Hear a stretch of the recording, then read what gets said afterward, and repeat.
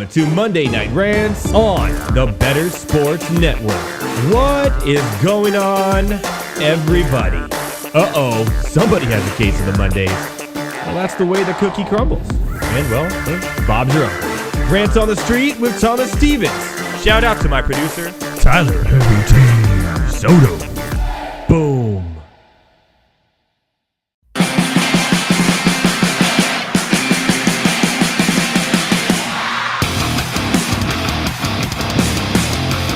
What is going on, everybody? Welcome to a very special edition of Monday Night Rants on the Better Sports Network. That's at Better Network at all your favorite social media platforms. Why is it special, you ask? Well, I think this is the first time you guys get to see my facial expressions during a Charger game. So it is going to be a lot of fun.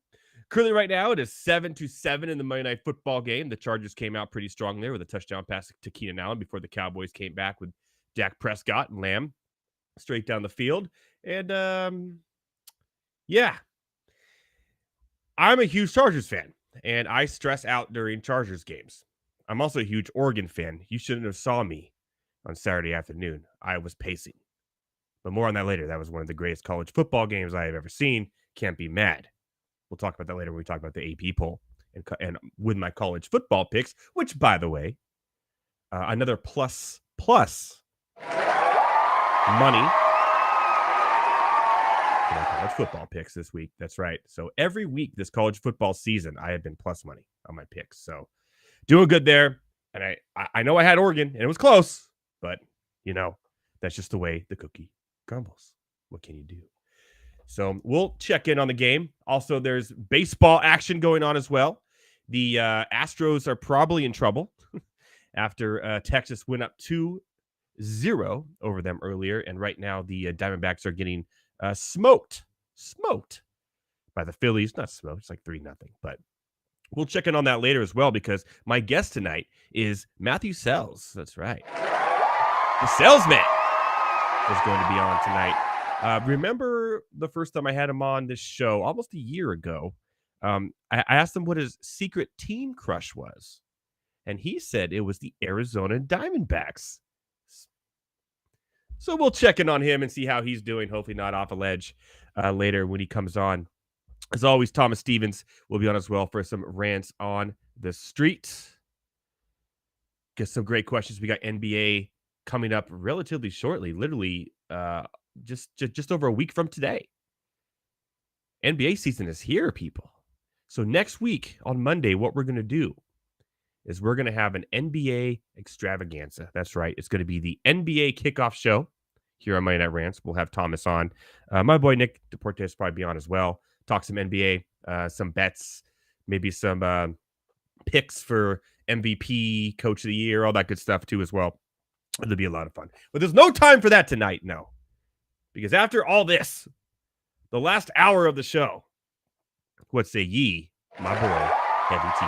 That's right. As always will be tonight, Tyler Heavy T. Soto will be here later. And here right now, really. If you want to say hi to Tyler, you can in the chat. Just say, hey, Heavy T. And, you know, he'll say hi back.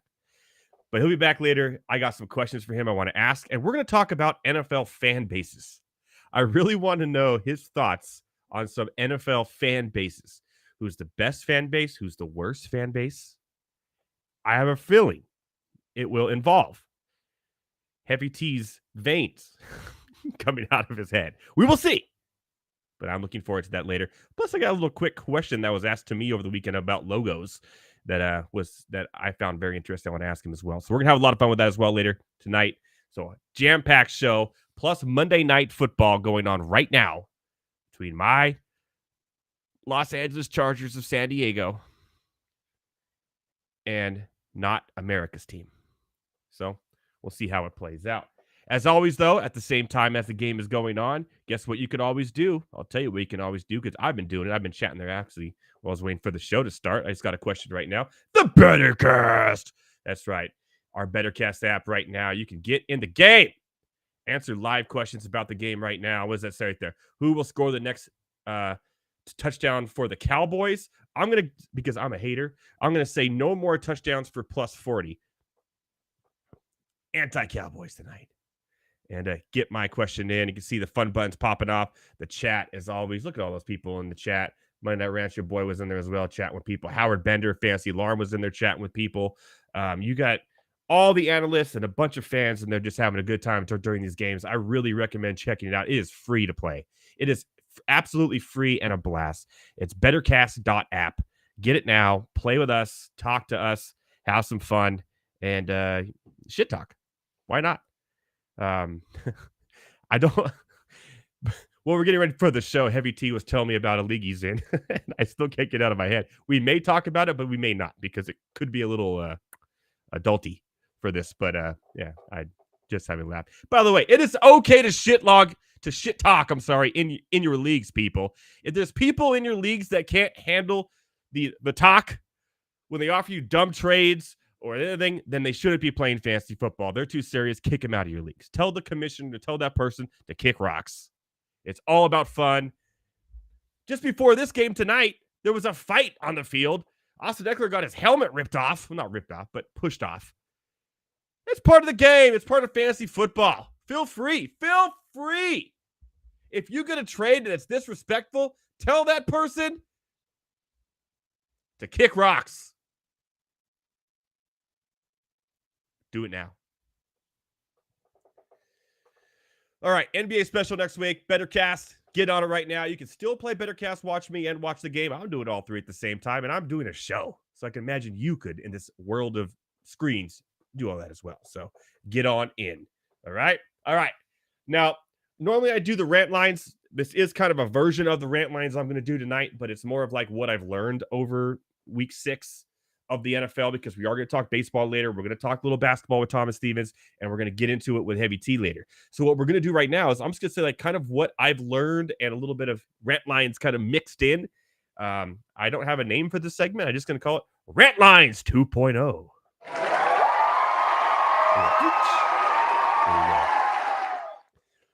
All right. The end of the undefeated. That's right. There are 0 teams left undefeated in the NFL. 72 Dolphins rejoice. God, I hate that every year.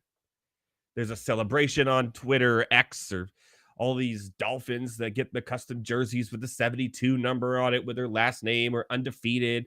Oh, we get it. The game has changed, man. It's not as easy to go undefeated as it was back then. Yes, it's a good feat, but we don't need you to have a pop champagne every year because you're the only ones. You should pop champagne when you did it. You're the first ones. But we don't need this party every year from Dolphins fans. By the way, what have the Dolphins done since then? But I know it. We're the highest scoring team in the NFL. The defense stinks. More on that later. So what did we learn? Well, we learned, not only injuries, and I will go over the injury report later, and I got to hurry up here. But a lot of injuries, and injuries are killing your fantasy teams. Absolutely killing my fantasy teams. And I'm like, man, I'm getting killed by injuries. And I look at my foes' fantasy teams. They're getting killed by injuries. It is one of the worst injury years I have seen in fantasy football and in the NFL. And it happened again this week, including with the 49ers. Deebo Samuel out early. Christian McCaffrey left. You don't know when he's going to be back. You had almost every running back. Ramondre Stevenson left, came back. Rachaad White left, came back. It was just David Montgomery. That's a big one, by the way. Just so many injuries. Garoppolo. Hoyer Garoppolo Spider-Man meme. Yeah, come on, you get it. But the Niners losing to a backup quarterback, a ex-XFLer, PJ Walker. But the Browns defense is legit. They really are. But losing all those players and not being able to, make field goals, more on that later. But that was a big turning point where I thought, okay, there is not very many teams that are ahead above anybody else. We all thought it was the 49ers that were going to just walk through the NFC. They still may, but maybe they're not as good as we thought. They have some weaknesses. If Purdy doesn't play good, he played poorly. 12 of 27 for 125 yards, a touchdown, and an interception. Most of that came in the first half. That's a weakness. If McCaffrey can't play, that's a weakness. Debo, that's a weakness. So there are some weaknesses here. And yes, the Browns did deserve to win because they kept themselves in the game, and I'll give them that. But for the most part, shout out to the Browns. Maybe the 49ers aren't as good as we thought they were. That's for sure. So then I have to watch the Jets and Eagles. Now, how did this play out? Well, we saw how it played out, right? Jalen Hurts had 6 interceptions all of last year. He has 7 already. Interesting.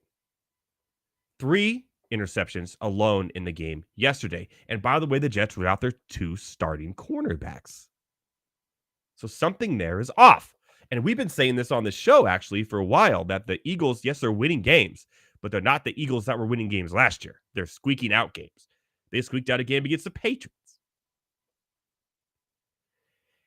It's just something is off with this team. I don't know what it is. A.J. Brown still had a massive game. Massive. But Jalen Hurts just doesn't seem like the same Jalen Hurts. And unfortunately for them, they can't be 4th and 1 every down. And if that was the case, they'd win every game. And more people I'm seeing not doing the brotherly shove correctly are like getting killed by it too. It's crazy how they're the only team that can do it consistently. It's insane. But the Eagles, there you go. So look at the 5-1 teams, right? The Detroit Lions. Are Detroit Lions the NFC's best team? Well, they could. Their defense has improved drastically. Aiden Hutchinson is a beast. This defense is way better than they were last year. Their offense is humming. Amon St. Brown is a number 1 wide receiver in the NFL, maybe a top 5. Laporta, even though he was hurt, he still played. But losing Montgomery, and if Jamar Gibbs does not come back, Zonovan Knight's out for the year. I don't know who's going to run the ball for that team, but I don't think it matters. Plug and play. Throw the ball downfield to your receivers, making some things happen, and just rush the quarterback is what Detroit has done well. I'm not saying they're the best team in the NFC. What I'm saying is they have a chance to win the NFC because now, what I saw yesterday, what I learned is they're up there with the 49ers and the Eagles. Clearly. By the way, shout out to the creamsicle uniforms for the Buccaneers. Those were the best part about their day, if you will. Another 5-1 team, the Dolphins. We already talked about it. They lost to the Bills. They got embarrassed by the Bills. They are the number 1 offense in football. They finished with 424 yards yesterday, 100 shy of the greatest show on earth, or on turf, aka the St. Louis Rams. But still, the only teams with 3,000 yards of offense through 6 games. So their offense is humming. Their running game is absolutely humming. It's impressive. However, Mozart's very injury prone. We'll see what happens after that happens. Will Ahmed or Christopher Brooks be able to carry that load if Achane can't come back? I don't know. But Tyreek Hill is on pace for 2,300 yards receiving. What? Yes, Tyreek Hill is on pace for 2,300 yards receiving. Yes, that would be a record by 400 over Calvin Johnson. So we'll see how that all plays out, but their defense is vulnerable. They're vulnerable. You know, they're the USC. The Miami Dolphins are the USC of the NFL. Although USC looked terrible yesterday. More on that definitely later. So Tyreek Hill blowing the roof out of everything here. And the last 5-1 team, which has been the most quiet. The sleeping giant, if you will. The Kansas City Chiefs.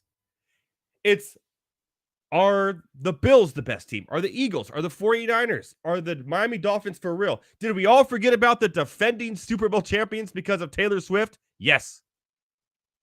We did. We absolutely did. So my power rankings, after everything that I saw and what has happened, I probably would put Kansas City back at number 1. They had the longest winning streak in the NFL. Think about that. We talk about the New England Patriots. What I've learned is this is it. Bill Belichick needs to go. The whole system needs to go. It's bad. It's the first time, 1-5 for the first time under Bill Belichick. And remember, there was a year where Tom Brady tore his ACL and they had Matt Castle quarterback. This is not good. Not good at all. And they're a safety, Mac Jones. It's almost like you want to put that, what's that song? Just every time they have the offense side of the ball. Just play that music behind it because it is almost a joke. And they let the old Patriots beat them. Yes, Jacoby Myers had like a career game. Jimmy Garoppolo and Brian Hoyer, ex-Patriots combined to beat them. Bill Belichick is telling them to run into the sunset and don't look back, buddy. You are done. Remember, this is a guy who wanted to get rid of Tom Brady too. Just saying. Oh. The Minnesota Vikings game and the Chicago Bears game, I'll talk about that more with Heavy T later. I'm sure we will. But the Vikings, man, we already knew they had a terrible defense. But their offense with Justin Jefferson was the only thing keeping them in games. And now you look without him. And yes, they squeaked that out. But they almost let some guy I've never heard of out of like Samson University or Shepherd University come in and beat them. And to be honest, that dude almost had better stats than Josh Fields before he dislocated his thumb. Just not on the ground, but throwing the ball. And Josh Fields obviously won't be back next week. What I heard today. So I don't know who's going to start. I don't know if it's going to be the guy from Shepherd University, Target, whatever. I didn't know who he was. He came in and said, "Who's this guy?" Looks like he just won a contest and got to play NFL football. It's crazy. But both those teams, bad. Detroit's going to run away with the division with Green Bay getting second at this point, the way I look at it. I want to talk about the Tennessee Titans real quick. I know I got to move quicker, but it is time to move on from Tannehill. I learned this. Well, I mean, I've known this. Now I've learned it. And Malik Willis is also not the answer. When he came in, he was sacked 6 out of 8 dropbacks. He holds the ball too long. He can't make decisions. He has wheels, but doesn't know how to use them. It's a quarterback from Liberty that I was always down on. Every time he comes in, it's almost sad. Wait, Tavares says, speaking of Tom Brady, fun stat I heard today. He has never taken a snap where his team has been mathematically eliminated from the playoffs. That's why he's the GOAT. And Bill Belichick is not. Fair enough, right? Yeah. I'm sorry. He was sacked 4 times and 9 dropbacks, 6 sacks overall. Got my math wrong. Still, it was embarrassing. It's time to let Levis ride, baby. It's time for Will Levis. You drafted him for a reason. He's a very accurate quarterback. I liked what I saw from him in college. You have a bye week coming up. Get rid of Tannehill, and he's hurt. He got carried off the field. So his trade value is now gone. So there you go. You ruined that one, Tennessee. So for the most part, I say give Levis a chance to run the offense. He's going to hand the ball off to Derrick Henry 20-plus times a game anyways. It's time. Sam Howell is on pace to be sacked 96 times this season. Yes, 96. That will beat David Carr's record. Shout out to Fresno State. For the Houston Texans, 96 times. Yet somehow that dude finds a way to win football games and throw 3 touchdowns. That's not what David Carr did. Maybe 1 to Andre Johnson. That was about it. Commanders and Riverboat Ron. Stop it with Riverboat Ron. Riverboat. If his name was Frank, would we be saying, oh, Frank's a gambler? He has to know when to hold him, Frank. No. It's because his name is Ron. That's why we call him Riverboat Ron. The dude never gambles. Ever. When he was with the Chargers, he didn't gamble. I don't get this. His name was Steve. What would they call him? No Bluff Steve? Get out of here with that name. Anyway, shout out to that. And last thing before I go to break, we bring Thomas Stevens on for Rants on the Street. God, I hate that name, Riverboat Ron. I just really do. Sorry, guys. I'm stressed out. The Chargers are on now. Come on. I want to give a sad note here. And I was going to put this on Case of the Mondays, but out of honor of Heavy T, I decided not to. We cursed Desmond Ridder. I brought up last week on the show that he has never lost a home game ever in his career, and he hasn't had it until this last weekend. I feel like I put a curse on him, and I feel bad for Heavy T and everything there. So I'm sorry, man. I'm very sorry about Desmond Ridder finally losing his first home game. We may have cursed him. He may never win one again. I'm sorry. That's how this show is sometimes. But from the other point of view, shout out to your Falcons and Calais Campbell, who, by the way, his 100th career sack. So the 5th player currently on active roster to reach that threshold. See, I took negative, Heavy T, and brought positive for your Falcons. That's what I do here on Monday Night Rants. Shout out to Calais Campbell. Not shout out to my Chargers because I don't know what's going on, but they're not winning. So after the break, Thomas Stevens had a bye week with his Pittsburgh Steelers. He's also a USC fan, so that was fun. But we also got a big UFC matchup this next weekend at 294. Maybe we'll talk about a little bit. Plus, as always, Rants on the Street. After the break, Thomas Stevens, Rants on the Street. Monday Night Rants. Boom.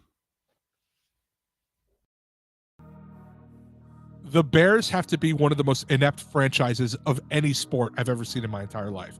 And they share the city with the White Sox, who are also inept. Like, that is how bad the Bears are.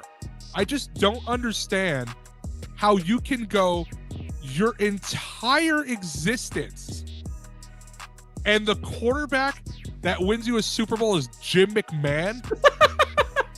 You couldn't find anybody else. They don't have a good history with quarterbacks, but they let him be the quarterback for a long time, too. Deshaun Watson and Patrick Mahomes right there. Mm-hmm. And you drafted Mitch Trubisky. They were right there. I there's a lot of pain in being a Falcons fan. The Bears are one of the teams I could argue they might have it worse, and they have a Super Bowl. And when the best quarterback in the past 50 years is Jay Cutler, you have a problem. That's so funny that you just said that. We were talking about Jay Cutler the other day, me and my friend, and I was like, yeah, he was on, because we were watching the Colorado Rockies game against the Giants, and it looked like he was behind the thing. I was, yeah, well, he played for Denver most of his career. We looked it up. Chicago let him be their starting quarterback way too long. Here's the thing, too, is that Jay Cutler wasn't bad. Like, he was erratic. He wasn't terrible, though. The poor man's Brett Favre. I'm taking him over Justin Fields. I'm sorry. I would. But yeah. Jay Cutler led that team to an NFC title game. Yeah. That they lost to Green Bay. But he's gotten farther than anybody else. You want to know who the other starting quarterback was for the Bears in the other Super Bowl appearance they made? It was Rex Grossman. What are we doing out here? It was Rex Grossman and Kyle Orton was the backup. How are you that bad? Bro, like, oh my God. Listen to the top 5. According to Football Reference, the top 5 greatest Bears quarterbacks of all time. Jay Cutler, number 1. I can't believe it. Sid Luckman, who last played in 1950, is number 2. Jim Harbaugh is number 3. Jim McMahon, the Super Bowl winner, is number 4, and he played there for 6 years. And Mitch Trubisky,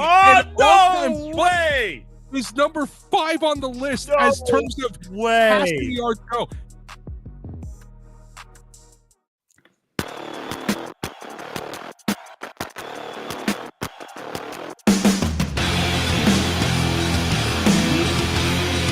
What is going on, everybody?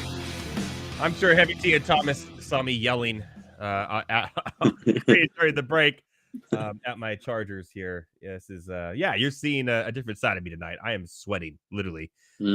Mm-hmm. And normally I like to watch Charger games alone. Let's say everyone leave my house, close all the windows, hide your kids. Mm-hmm. now you got to do it in front of everybody. I'm doing it live in front of everybody. So it's a lot of Big fun. difference.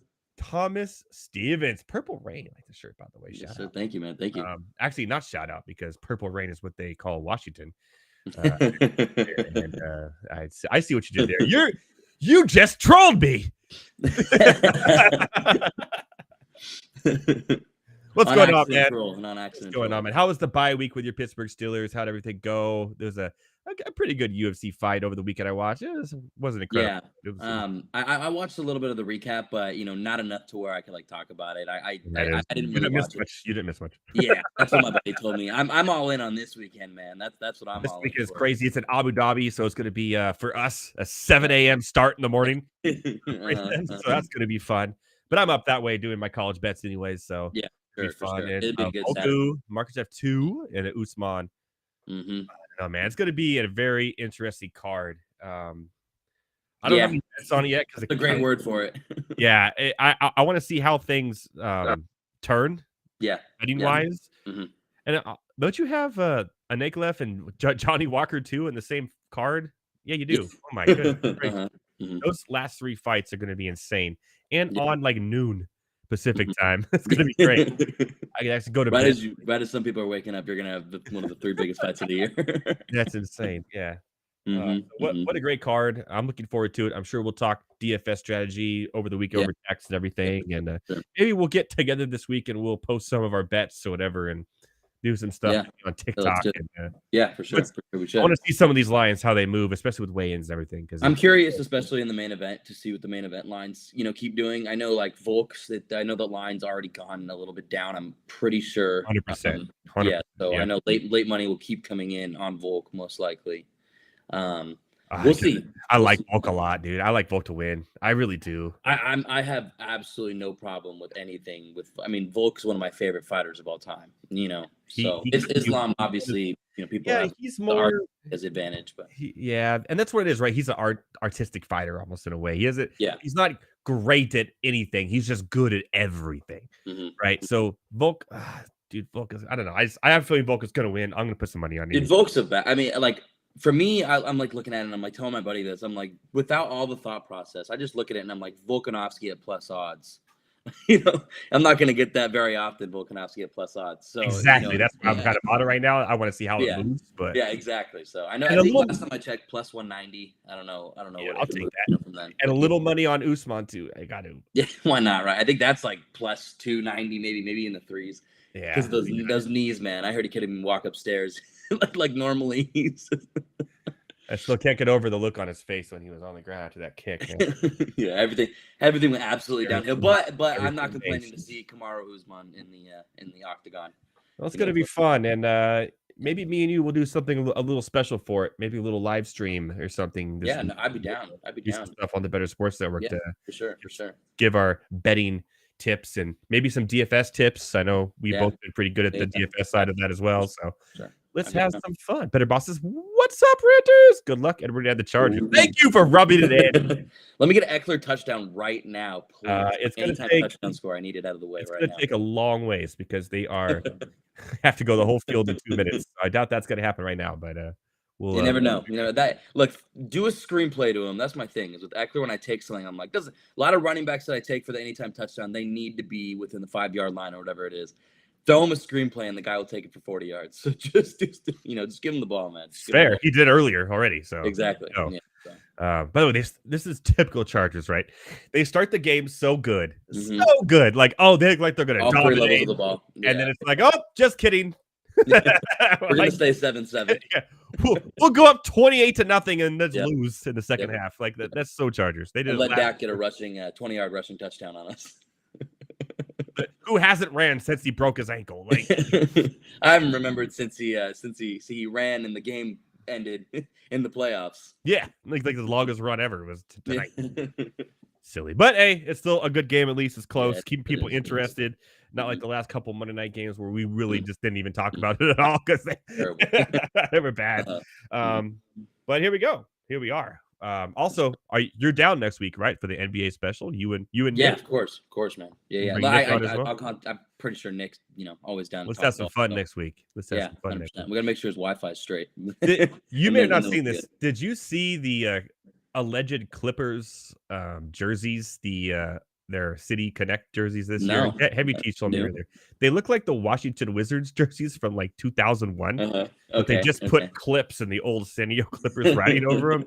They're absolute trash. So if you get a chance, check that out. For sure. You said those are the City jerseys, the new cities? Yeah, they're if it looks like they're the real deal, but they're I'm really disappointed. Steve Ballmer made a mistake with that one, huh? Well, actually, here you go, right here. Oh, okay. Yeah, the old school Wizard. That is hilarious. What is that? Wannabe Washington Wizards jersey. It's hilarious. That is trash. Heavy T, I love the caption, man. I love the caption. Oh, that's Heavy T. Yeah. You already had his comment on it. There you go. Yeah, they are ass jerseys. That is 100% right. So yeah, this is terrible. Anyways, you ready to do some rants on the street? Always, man. Let's get into it. Let's go. By the way, these are questions that are asked to @BetterThomas on Instagram and on TikTok. Yes, each and every week. I choose somebody who gets a hoodie with the best question. We gave a hoodie away last week, but it wasn't to anyone who asked a question. It was someone in the chat talking basketball with us. So I could just say, hey, you want to talk basketball in the chat? Boom, you get a hoodie. That's the way it kind of works here too. So are there any basketball questions tonight? I'm sure there are. There are. More than last week too. We only had one last week. I think the week before that too. We're slowly starting to build a little bit more. We got 2 this week instead of 1. So alrighty. Yeah, bumping it up. But number 1, we are starting the NFL. Number 1, believe this came from a Bears fan. Is it time to tank for Caleb Williams in Chicago? Is it time to trade Justin Fields? Is it time to panic? What's going on? Well, the definition of tank for Chicago isn't necessarily the best normal word. Yeah, like tank it is when like you have a team that won't quite make the playoffs. Yeah, so you decide you're going to lose. Yeah. They don't have a team that's going to make the playoffs. And the funny thing is they have the Carolina Panthers first pick, which will be the number 1 pick because the Panthers are the worst team in football. Clearly, we don't know who the best team in football, but we know who the worst one is. And Chicago has that pick, so they don't need to tank. They can experiment with things, knowing no matter what, they still have the pick. But I think they take Caleb Williams. Yeah, I mean it's the easy answer, right? Like I don't see why not. Or trade, right? for. Yeah, I mean because they're gonna have number 2 as well, right? If they, obviously, if they were to keep going, Arizona may have a lot to say about that, but we'll see. But, I mean they're in the discussion currently, yes, for number 2, right? So if they keep going, I'm like, you get Caleb Williams, you get the generational talent, whatever it is. Now you also get to go address your defense, your whatever another weak point is. With the number 2 overall player. Yeah, running back, number 2 overall player. I don't know if that's going to be a running back or what it's going to be. I need, look at college and stuff like that. But, for the Bears, like you had the game against Washington. You went off against the Broncos. You lost the game, but you were leading it and your offense had, looked a little promising. But then you went right back to your old self, against arguably the worst defense we've seen in years. Thomas, you and I and Heavy T can go off against the Broncos defense. Yeah, 100%. But I mean, the Vikings as well. Like, there's no excuse for the Vikings game at all. Like the Vikings defense is just as bad. Arguably even because they're younger, a little worse. But they just, it's terrible in Chicago. And I think Fields is not done in the NFL. I think he still has talent. I think he still can be a starting quarterback. So I think trade him. I think trade him to somewhere else where he'll have value. Maybe get some more picks. Maybe get some more. Be something. You're the Oklahoma City Thunder of the the NFL. Then you just start stacking your draft picks. So I can see it too. I mean, obviously DJ Moore needs to get fed. He has that talent, right? Although they were without both starting running backs. They have Deontay Foreman and it was bad. But the Vikings were bad too, and they could be in the mix for Drake May. Like maybe it's time I don't know if this is a question on it, maybe, but maybe it's time that the Vikings also the Vikings can actually tank because they're that team that's on that cusp where they could say, hey guys, Kirk, this is last year of Cousins. This is Yeah. Maybe we trade him and get something back before he's gone. Mhm. Justin Jefferson's at least 4 to 6 weeks away. You know, we have something in Addison. Yep. Hawkinson's a baller. All the sons, Addison, Hawkinson, Yeah. Madison. Yeah. All the Viking lore is covered there in Viking, literally. Mhm. How crazy is that, though, by the way? Mhm. Maybe they're the ones that tank and go after a Drake May, although New England could use a Drake May, too. I think Drake May is going to be a really good. Everyone's talking about Caleb Williams. So do I. But what I saw against Notre Dame Yeah. with Caleb Williams and what I've seen from Caleb Williams this year, Yeah. and I watched Drake May play, Mhm. I'm a little worried about Caleb Williams Mhm. as Mhm. being this like guarantee. Yeah. And everyone was all, oh, Bryce Young is number one. Well, now we see CJ Stroud being what looks like the best quarterback from last year's draft, you know? And I'm going, maybe Drake May is the answer because he doesn't have a lot of weapons that USC has. He doesn't have the talent USC has. Yeah. But he still looks like a professional, ready to go into the NFL quarterback. So I think Drake May could be the prize of a lot of these teams.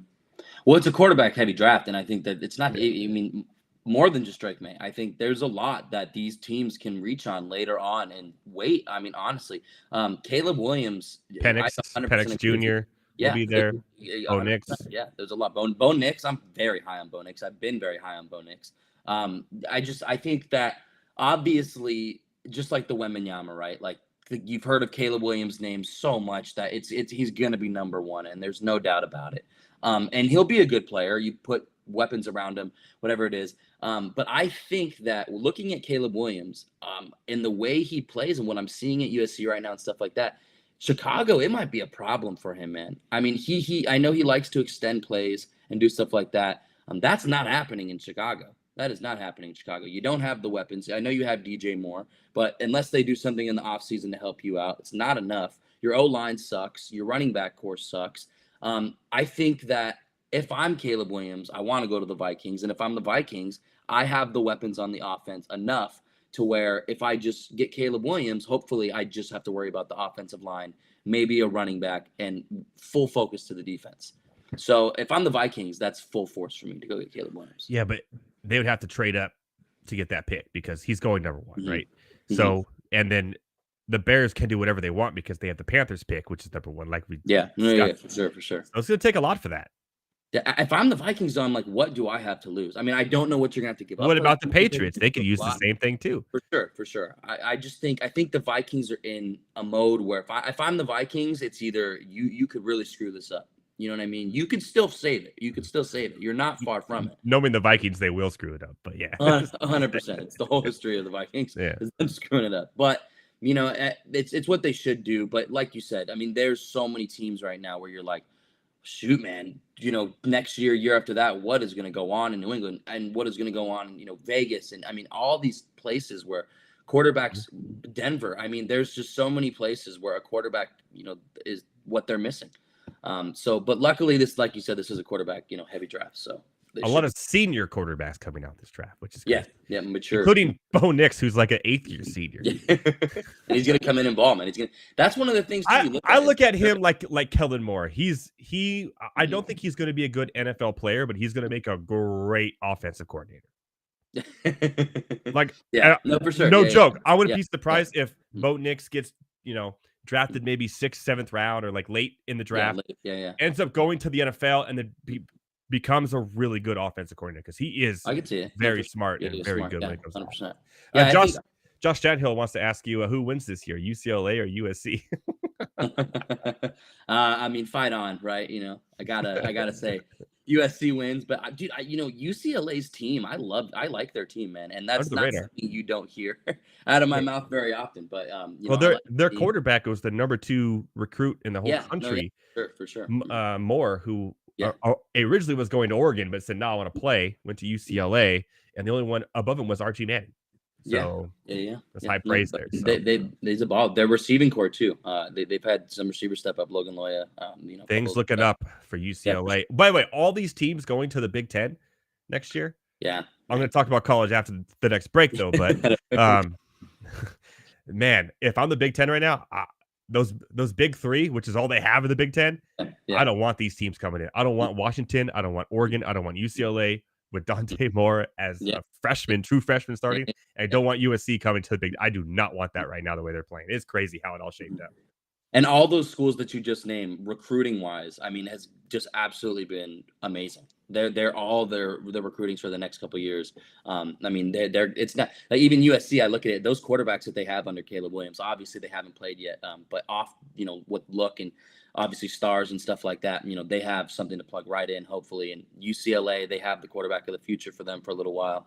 Washington, not a lot of people talk about Washington. I feel like, and Washington is a good football team, man. They are a good football team. But I'll stop talking. I feel like I'm going on. I really do feel that. Oh, man, I know we got 10 minutes to go through 4 more questions. But on Saturday, that game, I really felt like I was watching 2 of the best receivers in college football go back and forth with Franklin and like they're going to be high draft picks and they're automatically going to be like Addison's or if not better, like in the NFL. So it was such a fun game to watch, man. I cried, I laughed, I cried again. I cheered. Just field goals. But anyways, okay. Question number 2. Tangent over, people. We're going to question number 2.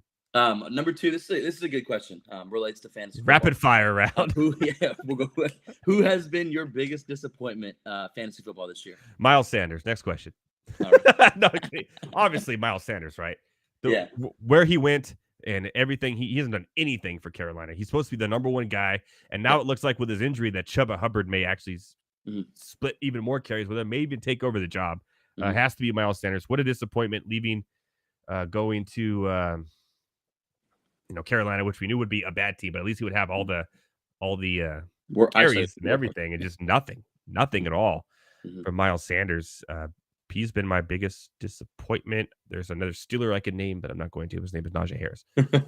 Yeah, I mean, I think Najee, like it's totally in that conversation. It's just, I mean, even as a Steelers fan, I knew that it was in the possibility realm of Najee Harris being a bust, just like it was last year, stuff like that. Miles Sanders, 100%. I think the only one besides Justin Fields that I'm gonna throw in there is Jahmyr Gibbs. I think, and it's early, so I don't want to say it. He's going to have his chance now if he clears. Yeah. Montgomery's going to be out for a little bit. But so far, though, I mean, I was so high on Gibbs. I thought, they'd ease him in, but I thought he would, a lot of touches, especially in the passing game.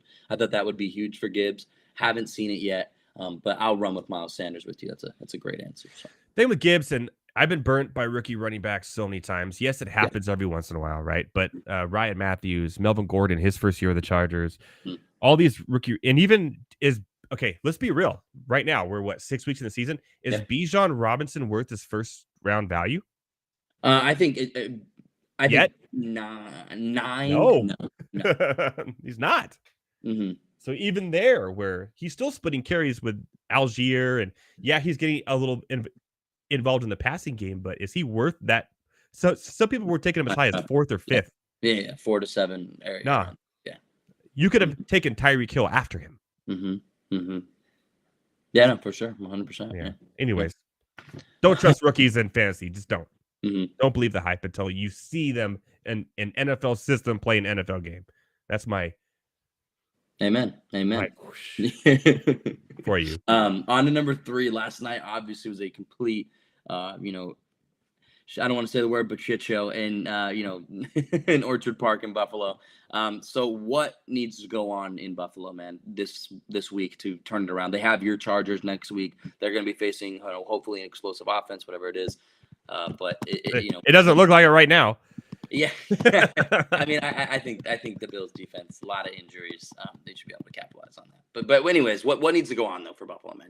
To fix what went on last night. I'm not really sure because they're a weird team to understand at this point. They lost against the Jets after Aaron Rodgers ran in with a flag and then never came back. Then they dominated the Dolphins. Like they 3 straight games, which is pure domination. And then they lose in London. We're like, okay, well, they're in London. I get it. They're playing the Jacksonville Jaguars. They're London's team. Yeah. But then last night they still won the game though, right? And sometimes it's those games where you got to grit it out and win and not get a holding call to just turn your way. You know what I mean?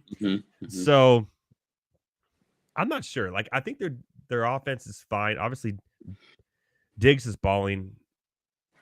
Gabe Davis is his normal self. Like Yeah. nothing's different. The only thing that's different is James Cook is the lead back. Like that's it, Mhm, right? mhm, But the mhm, defense has had those injuries, so mhm. that's been the big issue I think with them is just trying to get people to cover. And last night, Tyrod Taylor and the Giants, for God's sakes. Yeah. Tyrod, let me Rod say it Taylor. again. Tyrod Taylor and the Giants. Yeah. Darren Waller, Mhm. Wan'Dale Robinson. Like that is it. And Mhm. but Barkley was back and he had some really good runs and they had a hard time with him at times. So Mhm. I just feel that my dogs agree, but I feel that they're going to be fine still. But what I learned from yesterday is that there's no standout team that's going to dominate this year. It's For an sure. even It's open. Yeah. it's a more open, even playing field than we've seen in the NFL in a long time. Mhm. For sure. Buffalo, I think same thing, like you said, they're the exact same team. Like, what's different about them? Nothing, right? They plugged in the pieces, the little pieces that they lost. But I think one thing that I want to see Buffalo change, man, is they need to become more of an organized set offense. And when I watch Buffalo, like the thing about Buffalo that's always been so good and, it works for them and that's why they can score in 45 seconds or 30 seconds is because they're such an explosive offense. And Josh Allen's this crazy, big brute quarterback, who extends plays, but that's like all they are. I watch it and it's like, if it's not an extended big play from Allen or, even like 15 yards, it's like gotta be 15 yards. These plays, like there is no, like when I watch the Chiefs, obviously Mahomes extends every play and, Mahomes is this magician, but there's still set plays where I see a design route that's for this guy for 3 yards, 4 yards, 5 yards, or, these small little plays, that I see where it's like, okay, that's a good offense. They have the explosive plays. They also have the set design plays that the coordinator gave and blah, blah, blah, blah, blah. I don't see that with Buffalo, and so that's my thing. It's like, I know this is your star quarterback. You don't want to piss him off. Bring him down a little bit. Yeah, honestly, I mean, you got to start, like, at a certain point, stop rolling out so much. Why are you rolling out so much? Like, sit in the pocket, have your first read available, and make these throws. Stop trying to elevate a throw to 40 yards. I think that's the only thing that holds Buffalo back and has been holding them back, honestly, besides the defense. I think, the defense, you can't do anything with injuries. Injuries are freak this year. Yeah. But anyways, that's what I feel about Buffalo, man. I think the offense is just a little too much. You know what, Thomas? You get yourself a point. You know what? A double point because you are 100% correct. They are a little one-dimensional in that aspect, and sure. it showed last night. And the Giants were able to figure it out. So, dude, I mean, that was a, like you said, another holding call in the end zone away from getting even closer and maybe QB sneaking or whatever the hell it is to get in the end zone for that game winner. I mean, that's a call away from Buffalo going 3-3, man. So I agree. Yeah. Anyways, right. we'll go quick. NBA, Right. number 4. They want to know, can the Spurs, I hate this question, can the Spurs be relevant with Victor Wembanyama? No. We're going to hear this so much. I just want you to know that we're going to hear this so much. Eventually, but not now. No. Yeah, for sure. They don't have anything around him. Yeah. And they give Devin Vassell a huge contract for no reason. The dude is always hurt. Like, it's just, Keldon Johnson, like 2 injury brothers. Yeah. I mean, Wembanyama is going to be good. I still think I would put money on Chet Holmgren to be Rookie of the Year because I think when it's all said and done, that team will do more. Yeah. And they look at that. Yeah. There's a chance Spurs will have the number 1 overall pick next year again, even with Wemby. He can't do everything. So, yeah, no. Yeah, for sure. I don't have a response. They're not making the playoffs, people. The Spurs are not making the playoffs. On number 5, they want to know, did you see enough this last Sunday, I believe it was, yesterday, I think it was, for from Dame and Giannis to, put them at the top of your power rankings? No. Yeah, I say no, too. First of all, it's preseason, so let's get real here, right? Second of all, it's still Denver Nuggets to lose, and Denver Nuggets will be on top of my preseason till at least the first 4 weeks of the season. They'll be atop my power rankings. Denver will. They're the defending champions, and they did it dominantly throughout the playoffs. They didn't lose anything. There's still this, there's no way in my mind that they're not the best team. Now in the East, I could say, yeah, maybe they'll be fine, but I still like Boston. I still like Miami. I think it's not going to be as easy as a mesh, especially since this just happened a few weeks ago. And easy as come in and mesh and we're going to dominate. Yeah. I think it's going to take a little bit of time Mm-hmm. for the Bucks to find out their identity with Dame and Giannis and try to figure it out. Because remember, Drew Holiday has held that court for so long, being the general of that team in the backcourt. And now Dame's going to come in and everything has to change because he's not the same player Drew Holiday is, right?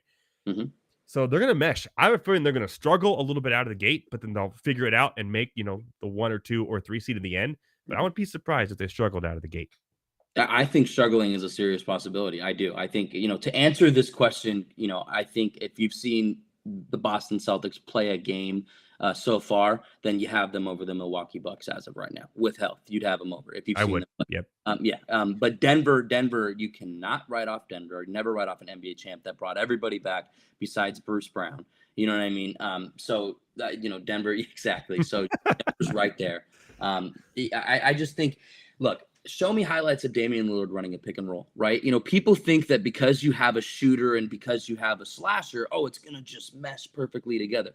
Damian Lillard is a ball-dominant player. I know he can shoot a catch-and-shoot shot very easily, but there's not, I mean, obviously he hasn't played with a player like Giannis, but there's not a lot of that. You know, at the end of the day, like, a superstar wants the ball, and 2 superstars, especially one of them, Giannis, who needs the ball with his head down to the paint to score anything in this league. It's just, unless you're running a pick and roll offense, I don't know how it's going to work. You know, Drew Holiday and Giannis, they worked well together because Drew Holiday can play off the ball, can run a pick and roll, can do stuff like that. So, you know, I don't know, man. It's just, it's this whole superstars together when, you know, it's like, does it really mesh? It's just, I don't know, man. We'll see. And Middleton's a very ball dominant player too. You know, I think Boston's the better fit. I do. I think with health, obviously this is all with health. Boston takes the East. I do. I think so. We're in alliance there, my friend. We're in alliance. Shout out to whoever asked. By the way, you can ask these questions at Better Thomas on Instagram and TikTok. DM him, get your questions in. He'll choose his favorite 5, and I pick one, and you get a Monday Night Rants hoodie each and every week just for asking the best question. I am going to go ahead, and because the NBA starts next Tuesday, I'm going to give the hoodie to the Dame Giannis question. Let's do it. Nice. I like that. I like that. All right. So send me his info. I'll shoot him up, and we'll figure out what happens. Well, it's halftime, and it's 10-7. The Cowboys got a field goal there. Right. Let me get that echo touchdown. The Chargers do get the ball back first. Nice. After the half. Like I am sweating. I am stressing. And if they lose this game, they're going to be 2-3 because they had the bye week early. And the Bills next week. So this is a big one. This is a big one. You want to go 3-2 for sure. Yeah, and losing to the Cowboys, just sad, right? It's just... you saw my. I don't know if you saw my text earlier to you, man, but you know how I feel about Cowboys. So. It's a family show, Thomas. It's a family show. All right. Next week, get your questions in. We're going to have our NBA special. Thomas will be joining me, everybody. NBA is a week away. So, Thomas, love you, brother. Enjoy the rest of the game. Go Bolts. Yep. Go Bolts. Go Bolts. 10-7 at the half. When we come back, my boy, you've seen him here. And the first time he was on this show, I asked him who his secret crush team was. And he said it was the Arizona Diamondbacks, which had me go, huh? Well, the Diamondbacks are playing right now, currently down 5-2 against the Phillies. A chance to go to the World Series. A feat they have not done since Randy Johnson and Matt Williams back in the 90s. After the break, our boy Matt Selz joins to talk some baseball, some football, and some just cold hard fashion. I'm sorry, 2001, whatever. 90s, 2001. It's all the same, Heavy T. After the break, Matt Selz. Boom. Of the NHL games, I had a conversation with Coop A Fiasco yesterday when we were producing High Stakes, and he was talking about playing video games. And since he covers fantasy football, I said, hey, are you going to be getting the new Madden this year? And he goes, yeah, I don't really play Madden. I play NHL. And that tells you, and it really does, that I do feel that the NHL game is better than Madden. I feel like Madden is overrated. The NHL game is so realistic. I don't know if you guys saw the trailer and all the new additions that they added to this game, but it really looks good. I tried finding all the games that I had of NHL, and I thought I had a lot. I only have 4 of them. And that's because I used to live with my my roommate and good friend who, got me into hockey, and we would play most of it in his house. So he has most of the games, but I do got 21. There you go. I got Okay. NHL 18. We got Connor McDavid up there. There you go. NHL 12, I think, was the start of the new consoles for me. But the big one, Okay. the holy grail of NHL games, NHL 94 Oh, there for you the go. Sega I mean, Genesis there. right there. Look at that. Look at that beautiful cover. Look at it. Looks like a VHS tape. That's how good this game was. No, let me stop you right there. So people, VHS tape, if you don't know, it's this like rectangular black plastic with the magnetic tape on the inside. Tape's this big. You put it in something called a VCR. For a little while, there was something called Beta. It didn't last too long. Look at this cartridge. I mean, they're not cartridges anymore. They're either discs or those little memory cards. But man, that thing is thick, right? And You don't and even then need a cartridge or a disc anymore. You can buy the digital version. digital version. Any And of then you that. got Ron Barr on the book. I mean, he used to Oh, be yeah. always in the intro telling you about the team and what was going to be happening in the game. So NHL 94 is by far my favorite game, sports game. I love that game.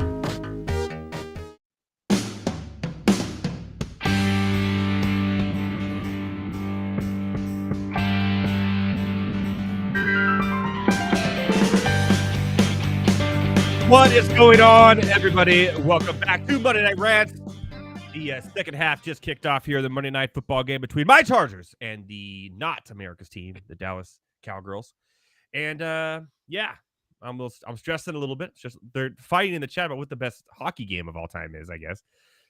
Matt, what's your favorite sports video game of all time? Oh boy, that's an excellent question. Maybe NCAA football 05. 05? That's very detailed. Why 05? Any NFL blitzes, Heavy T. I Better mean, Boss says that was NHL pretty, that was 95. pretty awesome too. But 05, I feel like they nailed it that year. I also played it. I didn't go home for I don't know, one of the breaks in college. It wasn't like a long one. It was like fall breaks. It was like 4 days, and I didn't go home because I went to school at K-State and lived in the DC area, so halfway across the country. So I basically camped out in my dorm for 4 straight days and played like 25 seasons of NCAA Did football. you create your own character? And I didn't, but I found a glitch in the system, and I recruited a guy who's a 5-star linebacker who was literally 6 inches tall. what? It was when you did field level, like you couldn't see. He was literally 6 inches tall. It was some glitch where they put 6 inches instead of 6 feet. And so he led the team in tackles because he would just be there and nobody would ever see him, and he could still tackle like normal, play linebacker like normal. He was just super tiny. That's insane. Yeah, it was nuts. I don't know You where. definitely played the game way too long if you found that out. That is one of my favorites actually was from the N64. It's not WrestleMania 2000 Heavy T. No, it's Ken Griffey's Baseball. Remember that game? That game was awesome. I used to Of course, stay. backyard baseball with was it Pablo? I mean, you can't go wrong with that. Speaking of baseball, your Diamondbacks right now down. It's still 5-2. I'm trying to watch everything at one time over here, but I'm sweating over the Charger game, so a little nervous. How you feeling about the Diamondbacks' chances against the Phillies? Do you think they actually have a chance here with this I young? think they got to steal one of the first 2 in Philly to have a good shot, because then you switch home field advantage because it goes back to Arizona for 3 straight games. So, it wasn't a great start for Zach Allen. First pitch of the game, Schwarber put it over the fence. Schwarber at leadoff is very interesting to me too. I mean, Nothing.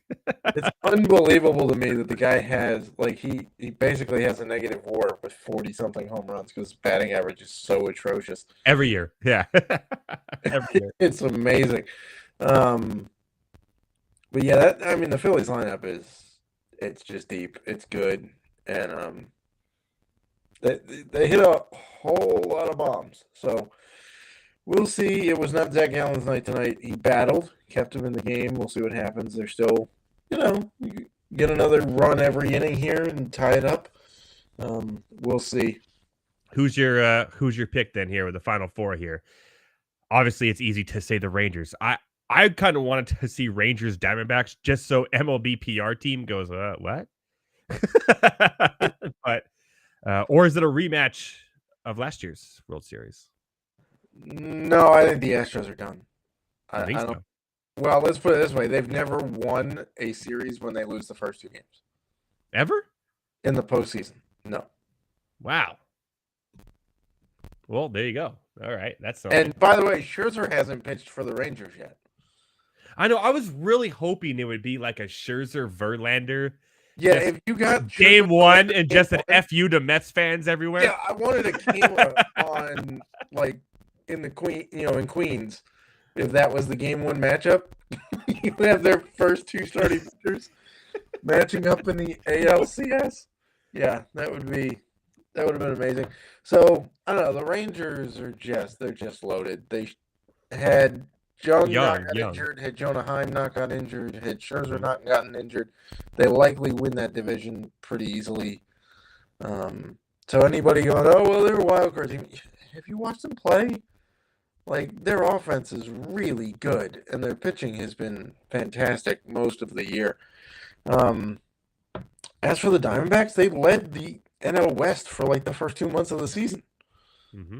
Like, at one point, they had, I think, an 8 or 10 game lead in the division, and then they hit a cold spell in July that was just god-awful. And, you know, they kind of inched in, but they beat who they had to beat, and they dominated the Dodgers, who I'm not shocked that they did because the Dodgers have been a champ basically all year. Yeah. They're going to have some issues next year, too, if they don't spend big in free agency for the Dodgers. That's the way they have no pitching. No, well, they all got hurt, right? ACL, ACL, beating women, double ACL. Yeah, Bueller waiting 4 months to get a Tommy John surgery that everybody knew he needed. Or ACL, sorry, I'm in football mode. Yeah. I meant Tommy John. Yeah. Tommy John, double Tommy John for Dustin May, right? Yeah.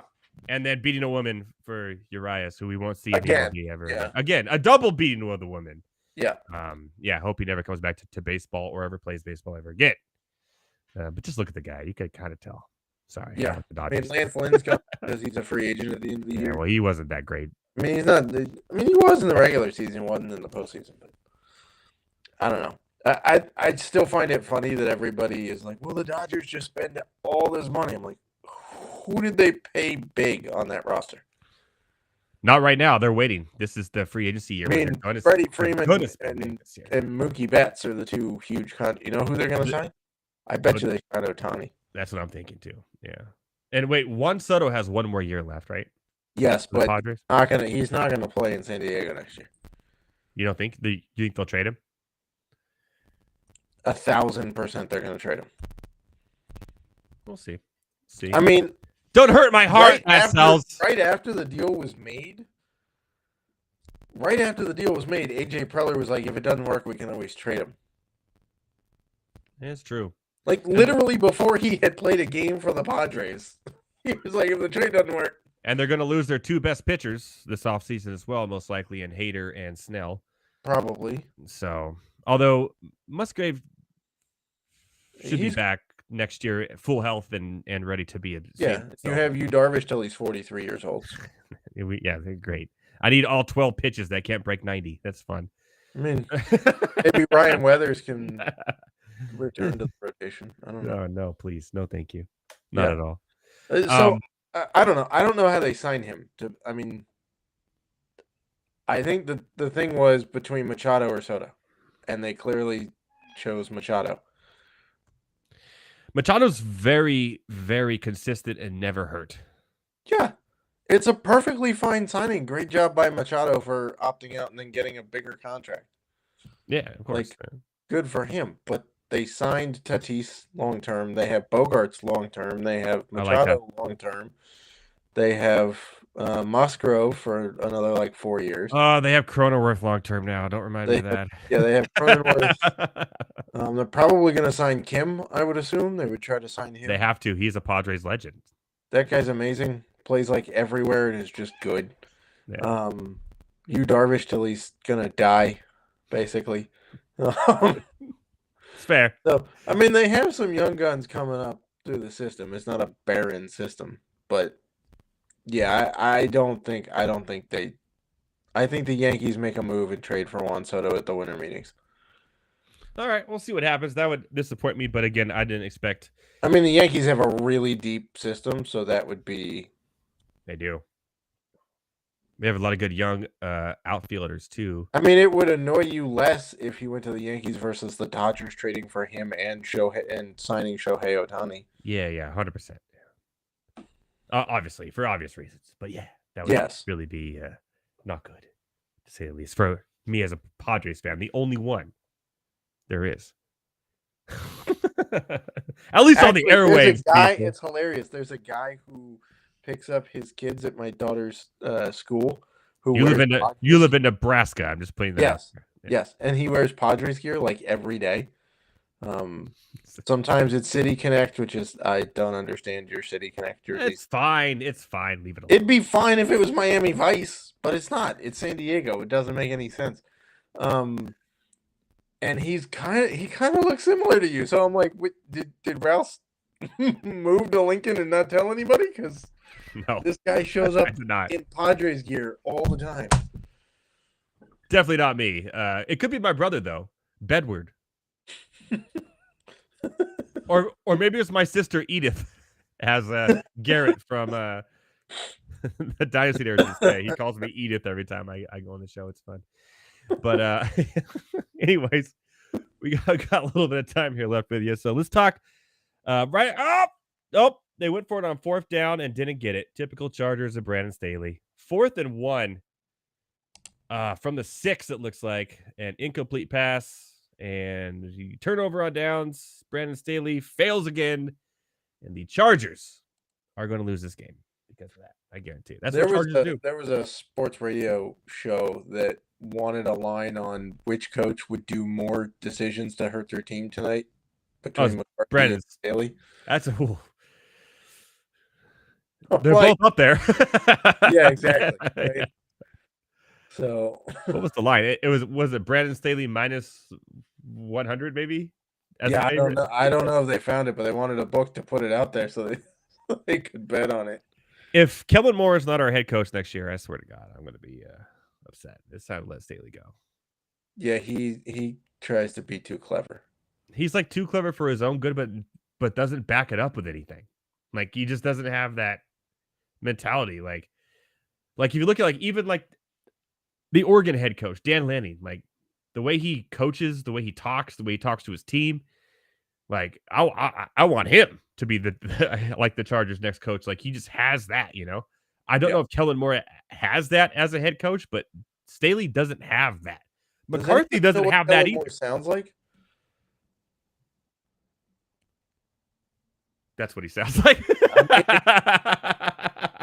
I mean, I never heard him give a press conference in Dallas the entire time he was there. No.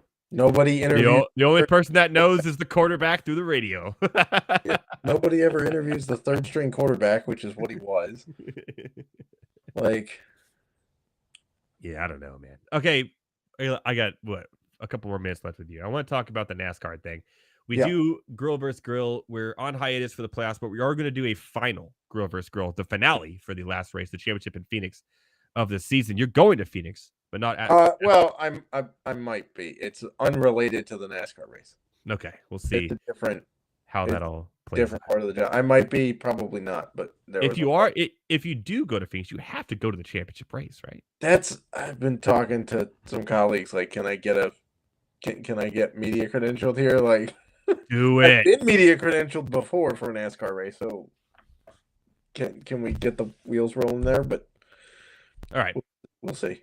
We're down to 8, literally down to 7, actually, because Kyle Larson just punched his ticket to the finals here. We are going to do a Grill versus Grill for the final. It's going to be who we think is going to win just the championship. Pretty much winner take all.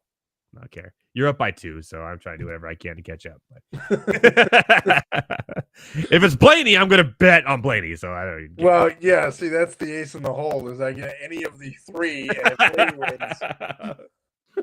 So what happened with Blaney yesterday? You seem to be texting me about it. Obviously, he came in 6th yesterday. A good point total actually in all the stages and everything with Blaney. Then all of a sudden he got DQ'd for not having a break or a shock that was His long enough? shock was too long, apparently, in post-race inspection. So he was DQ'd, which in NASCAR terms means he basically finished dead last, 36. Doesn't get any points. None of the stage points are accrued. They slide them up to the next people. It's like he never even raced. Move everybody up one and then retabulate the points. And he was out of the playoffs by 56, or out of the championship by 56 points as of last night. Which means he has to win if it have any chance. Right. Except this morning, they re-looked at it and they said, oh, it's not his fault. It's our fault, being NASCAR. Turns out their template was wrong. Gotta change that 3D printer, man. Right. So they said the template that we marked it against was incorrect, so we can't DQ you because we don't know if it was actually correct or not, or whatnot. So they put him back to 6, gave him all his stage points back, rejiggered the whole thing, and now he's back to 17 points below the cutoff, which is majorly doable with 2 races left. So for my boy. By the way, Matt Selz here. The best DFS NASCAR advice ever. You and Dan Malin do such a good job over there. So we're talking NASCAR only because Matt knows NASCAR. Dan knows NASCAR. My goodness, is it good stuff.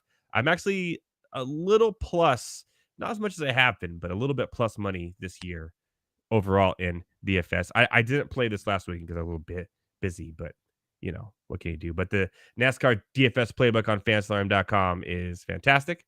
And don't be so humble, man. How many awards have you won being a NASCAR Rider of the Year? 3. You know how many awards I've won? I mean, I'm not going to say it out loud, but 0. I don't write. Get 1 for just a fan of the sports teams you are. Like that's I am the number 1 Padres fan in the world because there's only one. So, and Blaney, I am a huge Ryan Blaney fan of NASCAR as well. But good news, he is back, and he has a chance to make the finals, the championship. Really, who do you have winning? Is it Larson? Is it Truex? Is it Hamlin? I mean, history bears out that the guy who wins the first race in the round of 8, not Larson again, tends to do very well because they just don't care about the other 2 races. Like they're still going to show up and compete, but they don't have to have all the pressure on them, right? They're just out there logging laps. So they get a whole lot of extra time to focus on Phoenix, make the car that much better. The 2 times that Logano has won the championship, he won the first race of the round of 8 to lock in to go. That being said, the first time he won the championship was thanks to Martin Truex's pit crew putting the wrong tires on the wrong side of the car, so he had to come pit, which cost him the lead. I don't know, man. Larson's really good there. You know who else is good? There's William Byron, who also won there earlier this year. That's kind of my pick right now still. I mean, I've been on him for a while. I can't tell you not to go with a guy who's won 5 times this year. Yeah. I mean, he's been pretty good. He did win Homestead last year, if I remember correctly. Kind of came out. I think it was Tyler Reddick who won Homestead last year. No? Was it? Yeah. That's his home Byron track. showed up out of nowhere and was like redonkulously fast. Wow. Or Bowman? Maybe it was Bowman. I don't know. It was last year, and they ran it like it wasn't even in the playoffs. I don't think. I think it was like early in the season last year. So I'll tell you what. If Blaney doesn't make it, I take Blaney. I'm sorry. If Blaney doesn't make it, I'm going to take Byron, and you could take Larson. I think Byron's going to get in. Yeah, I think he points his way in. Yeah. We'll make the last grill versus grill something a little special for everybody. Yeah, it's only depressing that we don't get to see the Hail Melon again this year. No, yeah. Good old Ross Chastain. By the way, that video I did did really well on that. Everyone tend to agree with me, and I said he's changing the sport. He's doing something. Screw it. Yeah, I don't have a problem with him. Like, it's fantastic. You can't like what Denny Hamlin is doing and dislike what Ross Chastain. 100%. I love what Denny Hamlin's doing. He's like the villain of NASCAR. I love it. I just wish he would fully embrace it, though. Like, oh, he does. Kind of wants to be liked, but be the villain. No, he's the villain. He came out and they said, and you had to say your own name, and Denny Hamlin walked to the thing and said, Yeah, and that was walked at away. Bristol, right? And then he won But- the race, and then he literally like he Yeah, knows he he's goes, not "I gonna beat win. your favorite driver." All of them. Yeah, that was a yeah. great line. And The it was problem great. is that, like, on his podcast, he Oh, also no. kind of wants to go, "Oh, well, I kind of wish I was more liked, but I don't really care about being like you can't have it both ways." Like Kyle Busch has no problem being the bad guy. He really doesn't care if you like him or not. No, he's He's been like there that to forever. win. He's there to be him. Fine. Denny Hamlin wants to walk the tightrope. That's like, oh, I want to be as popular as Chase Elliott, but I want to be an ass like Kyle Busch. Like, it doesn't work that way. It's never gonna happen. No, Never. just be the villain, man. That's fine. Yeah. I like Denny Hamlin as a villain. It's kind At least you're wearing your true colors, because he would go out and pull the moves that Chastain would do, and then wouldn't really care, and then somebody does it to him and he complains. So, like, I don't know, he's just trying to be two-faced. Yeah. Well, I don't want him to win. I want Byron or Blaney. So I'm going with. There you go. All right. Special grill versus grill is going to come out between us. I might use 2 grills that week. Double grill. I just got a new one. I heard. You could be doing double grilling. I might. Maybe I will use my Blackstone and my smoker at the same time and do something special too. I might do, like, I don't know. Have to figure it out. Could do like pizza and wings at the same time, but I already did. Don't wings. tell everyone. Don't tell everyone. Let them watch the video. We need views, Heavy T. Heavy T. Sorry, Matt. Sorry, talking to Heavy T in general. Heavier the way that Sorry, I was reading the next segment at the same time I was talking to you. That's what it. All right, buddy. I love you, man. Thank you so much for everything you've done for the show over the last year and hanging out with me and having great conversations, helping me dominate Dynasty baseball leagues, which is just great over on Fanstorm. Tell everyone real quick where to find you and what you do. I've already plugged you enough, but it needs to be said. My stuff's out on fantasyalarm.com. I kind of help with some data there and like NFL matchups each week. Do prospect stuff. That'll start back up here pretty quick. Early December, we'll have some more rankings out. Get the draft guide going. Colby Conway and myself still doing the MLB pod throughout the playoffs. Nice. NASCAR stuff every week until the season ends, which is only in 3 weeks, which kind of like it's a grind, but I'm also going to be sad the Sunday after Phoenix when there's no race. Next thing you know, it's February. We're back in Daytona, though, baby. Yeah, but next year there's a 3-week break in the middle of the season, which is going to be interesting. Ooh. Olympics. Oh, they should put NASCAR in the Olympics. They got flag football. Yeah, they just added flag football, baseball, cricket, squash. NASCAR. We all want car racing in the Olympics. That would Do be it. Why is it car racing in the Olympics? They do what? Formula One. They do all these other. Dude, exotic could races you in imagine Europe. if we got like rally car, dirt racers, Let's go, Olympic Committee. NASCAR, F1? Why the hell IndyCar? not? What if it's like the Olympics in like LA and you IMSA? shut down the downtown and had a course like you do with like Formula One? They don't even have to. They have like Circuit Paul Ricard in We also France. have that too.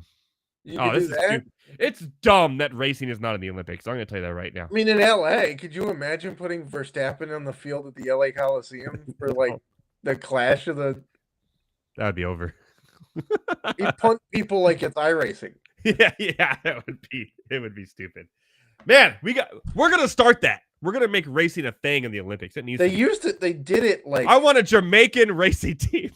they did it like 40 years ago, where they had this like world championship challenge of race car drivers, where they had like the best NASCAR guys go against F1 and Indy, and it was like a whole I'll have to find the info for you, but like there was like $1 million prize or something for it when $1 million was still amazing. But yeah, there was a competition that they put on between everybody.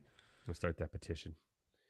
All right, my friend, we'll let you go on your merry way and watch my Chargers drive down the field right now and try to score to tie it or take the lead right now. Yeah. Meanwhile, I'm trying to have the D-backs not let anyone. They scored in the bottom. Justin Powell just answered, why y'all watch these sorry ass teams? Man, come on. Man, to be fair, I'm a Chiefs fan, but okay. That was it for Matt Selz, everybody. We'll see. I also later. root for some so EPL teams. Like they're not. All right, we'll talk about that another day. I don't think this Monday night crowd's ready for the EPL. They don't get up early enough. You know what I mean? I know. Like, I've got F1 to watch in Coda this weekend. I got NASCAR. I got EPL is back. It is Rugby World Cup is happening. Like, it's a busy sports weekend. Okay. I'll bring Matt Selz on for the Olympic coverage we do here at Monday Night Rants. We'll have some fun there.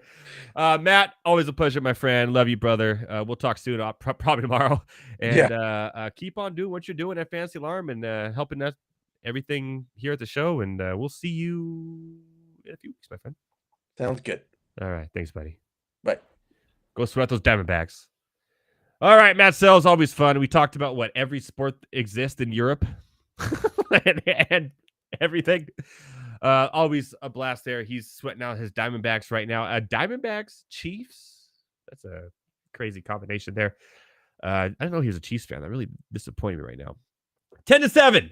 Still, nothing has changed. 2 minutes and 12 seconds left in the third quarter. It is 2nd and goal for the Chargers. I'm going to go watch this and sweat this out. When we come back from the break, my boy, your boy, Tyler Heavy T Soto will be joining us here for the rest of the show to talk college football. What say ye, Heavy T? I got something really special in store for him tonight. He's probably going to yell about some fan bases. And then we also have possibly, it looks like, as I was just looking, possibly a eulogy from the Guillotine League. It's close. There's like 3 people involved right now that could be cut. We'll see how it all plays out. After the break, Heavy T will take it to the end of Monday Night Rants. Boom.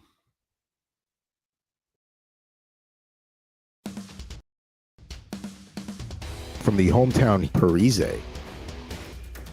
That is a very nice card, and that's one I'm probably going to have to organize a little trade ski with you, because I would actually like that card. You got downtown Newark in the background. I mean, Newark has never looked so good. No, it is not.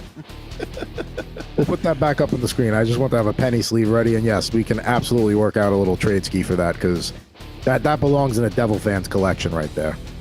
I'll trade you the Braden Schneider rookie card for it. Done. There we go. The first card-for-card trade on Rip and Riff history. And it was that easy. It was that easy. That's because, you know what? Because neither one of us are jerks. And it's the same thing when we try and do fantasy trades. Like, we don't try and screw each other. We have conversations. If there's a fit, there's a fit. If it's not, it's not. We don't try and, like, take the other one over the barrel. So there you go. In a penny sleeve. Hometown hero, Zach Parise.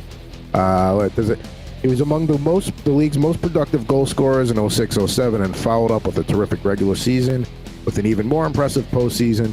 And then they talk about what he did in the first round series against Tampa Bay that year. So that's off to the side for you. That's true. And, if this is it for his career, he had a hell of a career. He did. Hopefully he comes back one more year with the Islanders, but if he doesn't, hell of a run.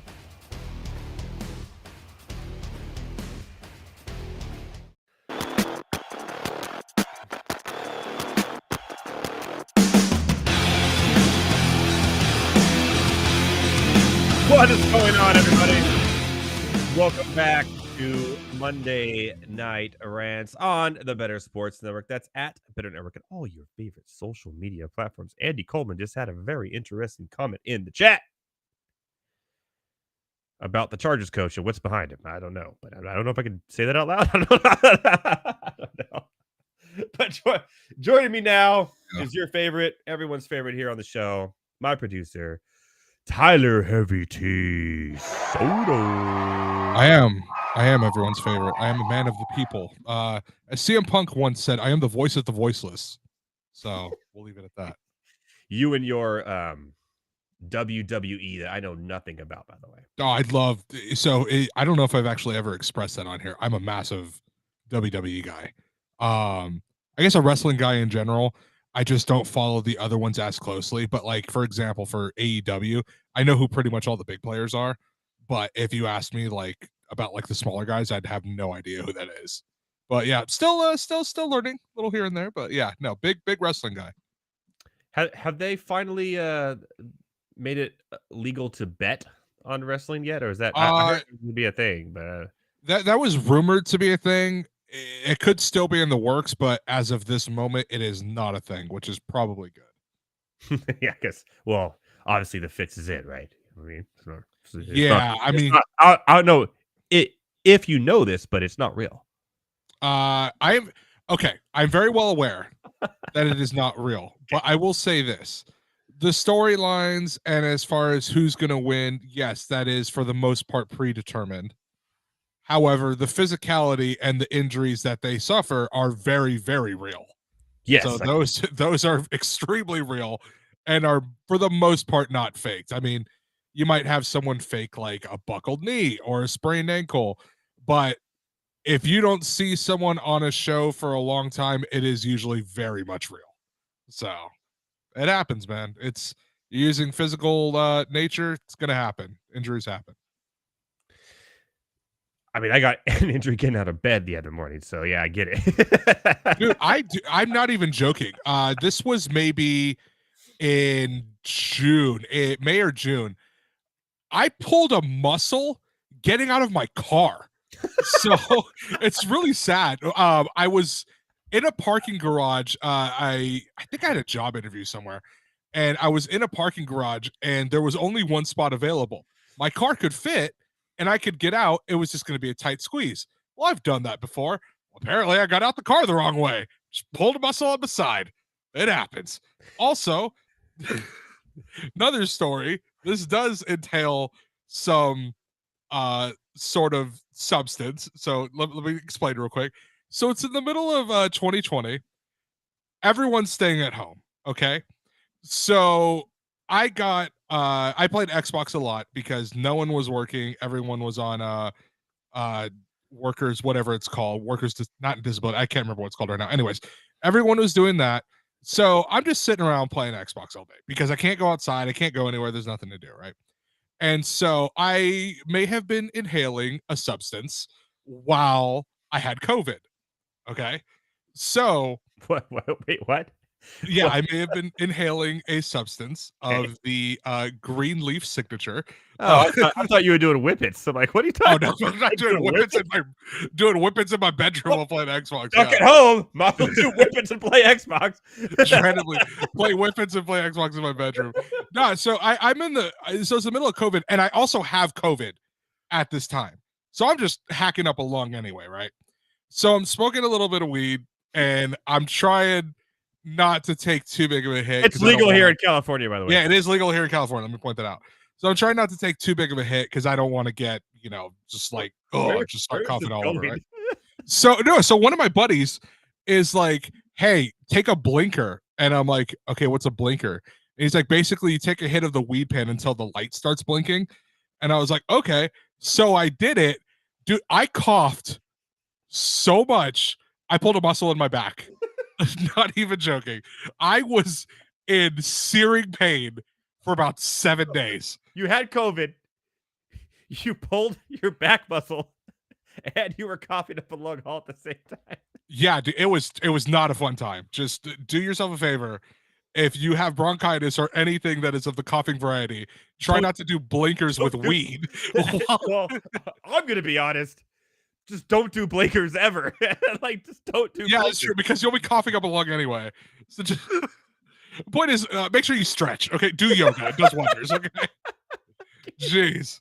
You took us off the rail here. Yeah, did not plan on talking about weed smoking activities on this show. It happens, man. It's Monday night, and we're watching Cowboys Chargers, so it's okay. And no one's complaining, right? We're still no one's complaining. And it's legal in California. Legal in California. I have anxiety, I know. All right. Shall we talk a little NCAA football real quick before we go into some what say ye, Heavy T? That was good. I'll give you 7 out of 10 for that. That was pretty good. Hey, always room for improvement, my boy. Let's just keep it going. Next time I go exactly. I'm gonna need whole trumpet sounds and everything. I need you to pull out a scroll for it to get out of 10 out of 10. Now we can talk college football, and when you get to one team specifically, I may have a little bit of a mini rant. I wasn't going to do the top AP poll. I was going to kind of Iowa shouldn't be in the top 25. Stop it with that. But that's the whole other story. Just go on my Twitter and you can hear about that. Let's go over some of the big matchups. Is this team that you want to rant on a ranked team that's playing this weekend? They are still currently a ranked team, yes, but they definitely should not be. It's not Iowa. It is not Iowa. Damn. That's mine. That shouldn't be. So let's go over them real quick. Obviously, the big game of the weekend is Penn State at Ohio State. Ohio State 4 at home at the Horseshoe. Okay. I kind of want to take Penn State in this one. I think I would too. Penn State is good. Iowa State has been so-so. I know they beat Notre Dame. Also, the memes following that Notre Dame win have been absolutely hilarious. It wasn't an impressive win over Notre Dame. No, it was not. I mean, the only reason they win is because Notre Dame forgets to put 11 men on the field. Correct. Oh yeah, that's the only. Oh, and Tony Pollard is just breaking a very long touchdown. I know. Don't break my heart. Don't break my heart tonight, MVT. It's not what we're doing. It's what say ye, not what say me. Oh, sorry, my bad. Anyways, continue. So I think we're both on the same page there. Penn State in this one. Tennessee, Alabama. Alabama minus 9.5. Like they like Arkansas. I say it Arkansas. I also said dove it, people. Sorry, Arkansans who watch this show, or Arkansasians, whatever you are. If there are any. I know Britt. That's one. You know, I've been to Arkansas. For what it's worth, it's actually a beautiful state. Like I've been there. I heard it's beautiful. Yeah, it's gorgeous. I've always called it Arkansas because that's the way, like when I was a kid, that my head took it. So yeah, like, it never why is Kansas and Arkansas? It's literally AR in front of Kansas. Why are we changing the wording? Kansas should be Kansas. Okay, let's not go that far. Like I don't know about that. No, like Kansas is the correct pronunciation. I don't want to hear Kansas. I don't want to hear none of that. Minus 9.5 Alabama over Tennessee. I'm taking Tennessee in this one. Oh, okay, that's where we differ. I think I'd take not to Alabama. win. I'm taking the 9.5 points. If it was, I would still if take it was Alabama. 6, if it was 6 or 7, where it should probably be laid. When I saw the 9.5, I'm probably going to take that now because I know for a fact that 9.5 is going to end up being 7.5 by the time kickoff comes on Saturday. So I'm taking the 9.5 right now. I would probably wait a little bit, but I'm taking Alabama, whatever that point total is. Don't get me wrong, Alabama's not that great, but Tennessee is even worse. Like they're just not good. Well, 5-1, number 17 in the nation. So there you go. I don't know. I like this Tennessee team. I like what they're doing there. I like. I think it'll be closer than 9.5 for sure. I'm trying to figure out what team this is here as I'm going through the ranks. Here, Duke, Florida State is going to be a good one. Now, Duke, a big win without their starting quarterback Leonard over the weekend. By the way, memorable factor has still not played a snap for Duke. It's kind of disappointing, but it's very unfortunate. Yes, not memorable at all. But Florida State at home, it's 14 points to Florida State. Duke, I thought, was going to lose because they didn't have their quarterback last week. North Carolina State, they won big time with the backup. I'm kind of into Duke on this too. I'm kind of taking all the dogs because I think the point lines right now are just too high for me. And Florida State, yes, they're 6-0, and yes, they beat Notre Dame. No, I'm sorry, they beat LSU, but then it turns out LSU's not as good as we thought they were. So I'm kind of looking to say I could sprinkle Duke, especially because I've heard that Leonard could return this week, and the line may have not shifted yet because of it. So if you take that 14 now, and then it says, oh, Leonard's going to play this week, next thing you know, that line becomes 10, right? Yeah. And then you have it at 14. So I'm kind of interested in that. What do you feel about that? I think I like Duke. I don't know. I think I probably take, if you're doing money line, probably Florida State. If you're doing spread, Duke. So I think that's where I'll leave that. Yeah, the money line, obviously, you're going to have to spend a little, spend a lot to win little there with Florida State. Yeah. I would do that too. I don't think Duke's going to win, but I think they'll keep it closer than people think. Okay, here's the game where I think is where you're going to yell. Utah, USC. USC should not be in the top 25. I'm sorry. Dude, oh my God. Okay, look. They lost to Colorado, or sorry, they barely beat Colorado. They barely beat Arizona State. They have to go to overtime to beat Arizona. And then they get blasted by Notre Dame in South Bend. Why are they still ranked? They are beating teams that they should be demolishing, and they're barely winning. I said it on Twitter before, and I will say it again so there's actual footage of this. USC will not win a national title if Lincoln Riley is the head coach. That dude doesn't give a rat's ass about defense whatsoever. He does not care. The defense is terrible. Mhm. Any defensive coach he brings in is awful. They're not good. Okay. And they're probably going to have an average recruiting class again. You should have. Lincoln Riley has worked with Jalen Hurts, Baker Mayfield, and Caleb Williams and has 0 national titles to show for it. That is absolutely no excuse, dude. You have worked with 3 quarterbacks who are all first-round picks. I mean, looking back at it now, Jalen Hurts should have been a first-round pick, who were all first-round pick worthy, and you don't have a national championship between any of the 3? Are you kidding me, dude? Like, no, Lincoln Riley absolutely sucked. The most overrated, overhyped coach in college football. And let me tell you this, Brian Kelly, Jimbo Fisher, not far behind him. But Lincoln Riley is up there as the most overrated coach in all of college football.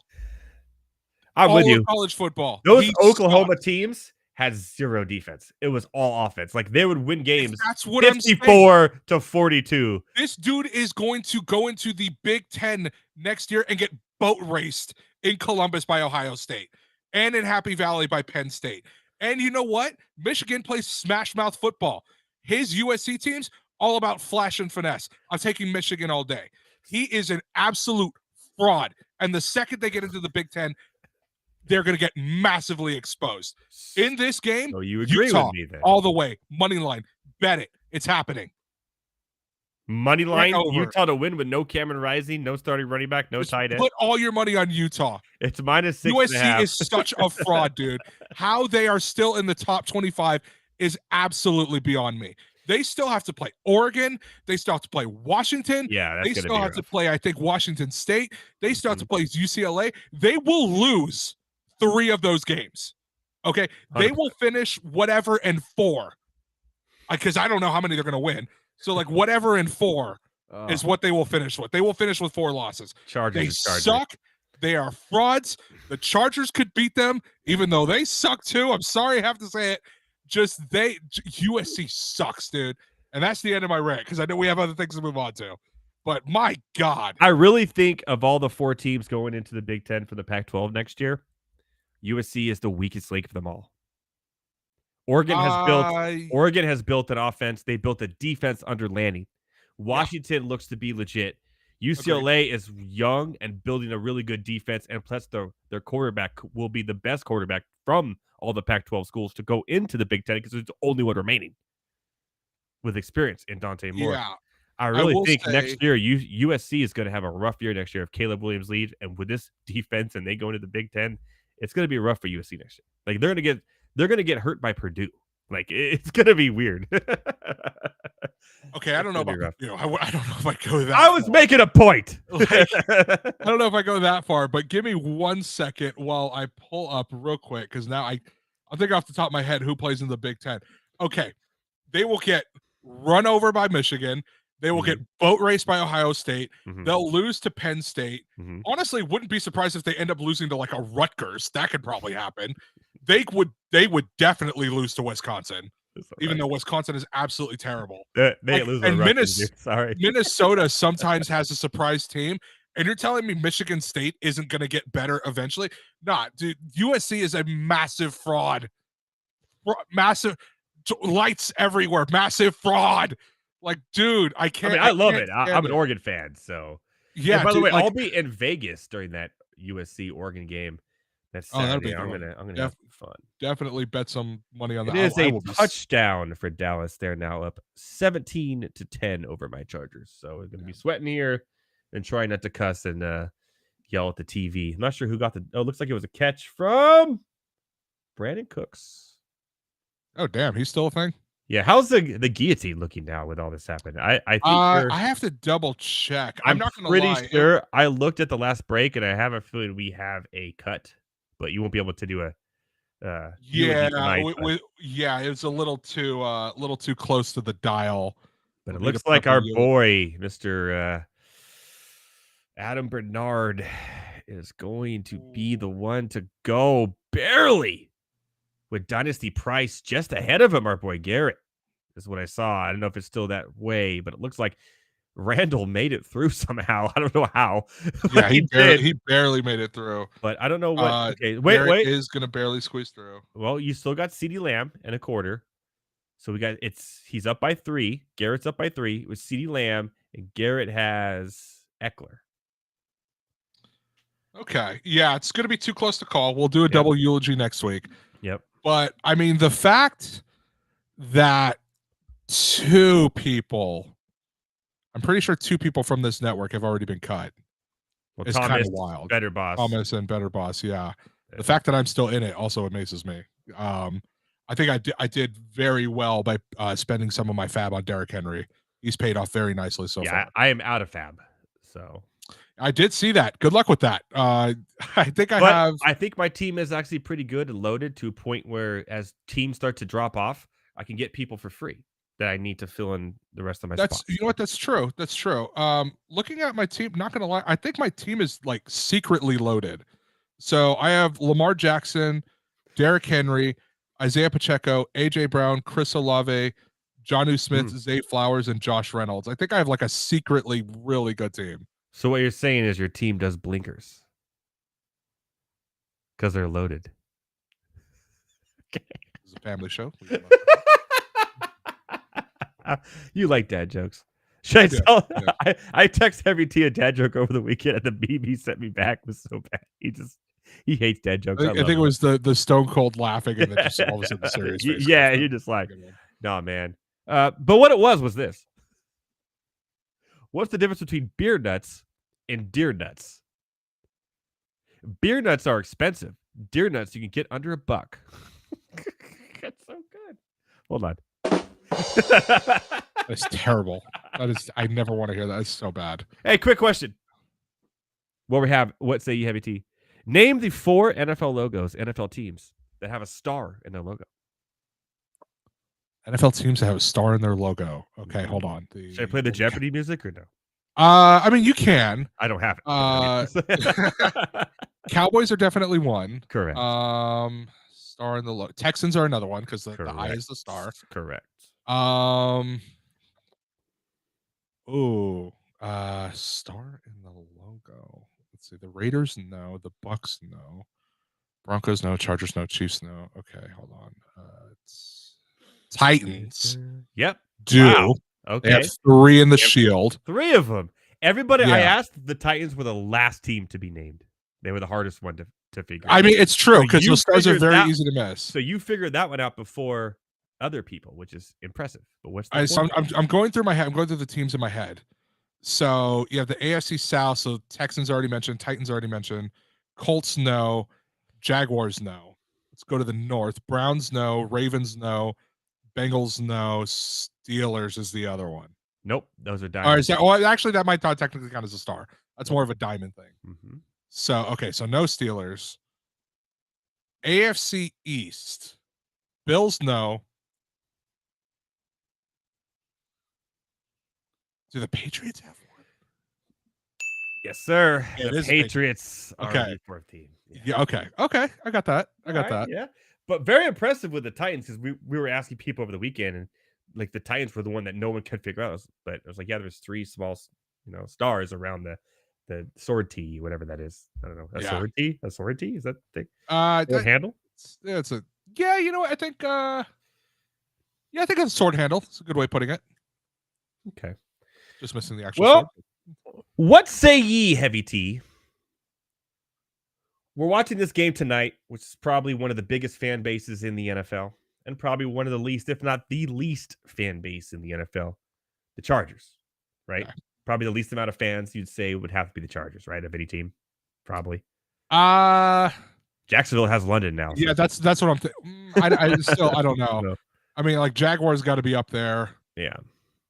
I think the Cardinals actually have like a surprisingly fairly big fan base. I'd say it's probably between the Chargers and Jacksonville, honestly, because like they just no fault of the team itself, but the Spanos has absolutely alienated all of San Diego. So there goes. I'm still here. Fan base. I'm still here. But What does by that say default, about you, man? by default, jeez. And obviously the Cowboys have one of the biggest fan bases. So Yeah. what are they the biggest over the New York team, San Francisco, Steelers? Definitely over the New York teams. I'd say probably definitely over the Steelers because I feel the Steelers are more just, for the most part, they're more of like a Pittsburgh thing. Their fans just travel very, very well. Mm-hmm. Eagles fans, there's a pretty big fan base. Mm-hmm. Patriots is more of just a bandwagon fan base. Yes. I think San Francisco gives them a really good run for their money because I remember a game between the Niners and Cowboys not too long ago that was in Dallas, and it looked like it was 80% red. Wow. In that stadium in Texas. So I don't know. Like I think Niners fans, look at that. They're kind of annoying, but they show a lot. Well, Keenan Allen first down on 2nd and 24. Wow. Chargers need to do a lot here. So yeah, I kind of agree with that. I think San Francisco is there. I also think like here's the what say ye heavy tea for the night. The what say ye heavy tea for the night.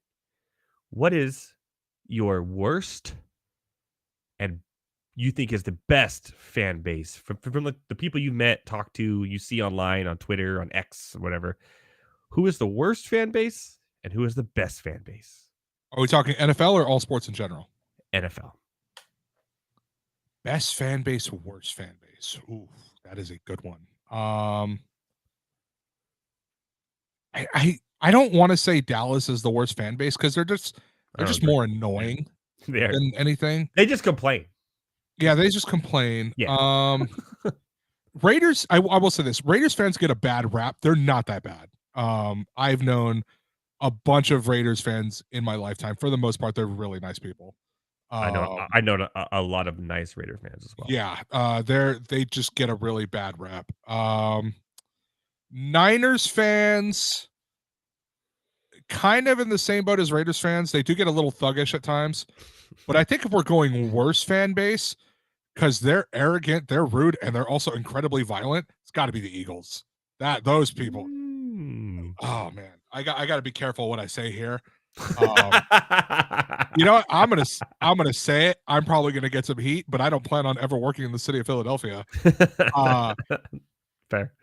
Philly sports fans in general, absolute trash human beings. Ooh. They are awful, dude. Like, and don't get me wrong. I know not everyone's a bad apple, but it's bad, dude. They are arrogant. They are violent. They are dirty. I mean, couple examples. You're throwing snowballs at Santa. What are we doing here? Okay, so that's happening. They booed him too. Yeah. They boot. I mean, I would boo Santa. Like, to be real. There have been times where they've thrown batteries at opposing players. Okay, that's happened. I've seen beers thrown at opposing fans just trying to get into the stadium. And then on top of that, this is the famous one. So there was, and I'm going to try and keep it as non-graphic as possible, but there was a fan who was an unofficial mascot of the Redskins in the 70s and the 80s. Okay. I can't remember his name, but it was this African-American guy who would dress up in the headdress and he'd do like the war cry or whatever. There's a really famous clip of him on NFL Films where he says, bring up that diesel, and then he starts doing like diesel noises. This dude went to Philly for a Skins Eagles Phillies game. Got heckled in the stadium. That's fine. Okay. I expect that, especially if you're wearing a full freaking headdress. Can't see over the damn thing. Fair. So yeah, I expect that. He went into the parking lot after the game. He was followed in the parking lot. Not only did Eagles fans beat him up, you can look up what this means on your own, but they did the wishbone with his legs. Oh, so you can figure out what that means on your own if you don't know what that is. You can look it up. Give it a goog. Yeah, no, Eagles fans are gross, and Phillies fans not much better. I don't really care for Flyers fans that much because I don't think they really exist. And Sixers fans are somewhat okay. Yeah. I mean, I could be totally wrong, but Philly fans, for the most part, they're just gross, obnoxious, violent people. Now, they are a horrible fan base. That was a really long-winded answer for that. Now, who do you think is the best fan base? Best fan base. Okay. Can't say the Falcons. No, it's kidding me. There's 5 of us total. It's definitely not the Falcons. Steelers fan base, they can be annoying, but they're pretty nice. I kind of agree. That's where I was kind of going. I've met a few Steelers fans like Thomas. They're always like really down to earth. Like, yeah, like I love my Steelers, but they don't hate you or hate your team. They just love their Steelers. Like I've had nothing but good things about Steelers fans. Yeah, one of my childhood best friends, massive Steelers fan, great dude. Someone I met in Houston, she's a massive Steelers fan, also great person. Her and her husband, great people. Trying to think, who's a really good example? So a really good example, if you watch anything Barstool, you should know who Jersey Jerry is, and that dude is a massive Steelers fan. That dude seems like such a nice person. He does, like, right? Yeah. Which it's so funny. And you know what? I think I'm actually going to lock in Steelers fans. And I will say this, Packers fans too. Packers fans are pretty nice people. I do know a lot of really good Packers fans. I will actually give them a co-tie, Packers and Steelers fans. But they're another fan base that just loves their team with a passion and just really doesn't have any hatred for anyone except the Chicago Bears.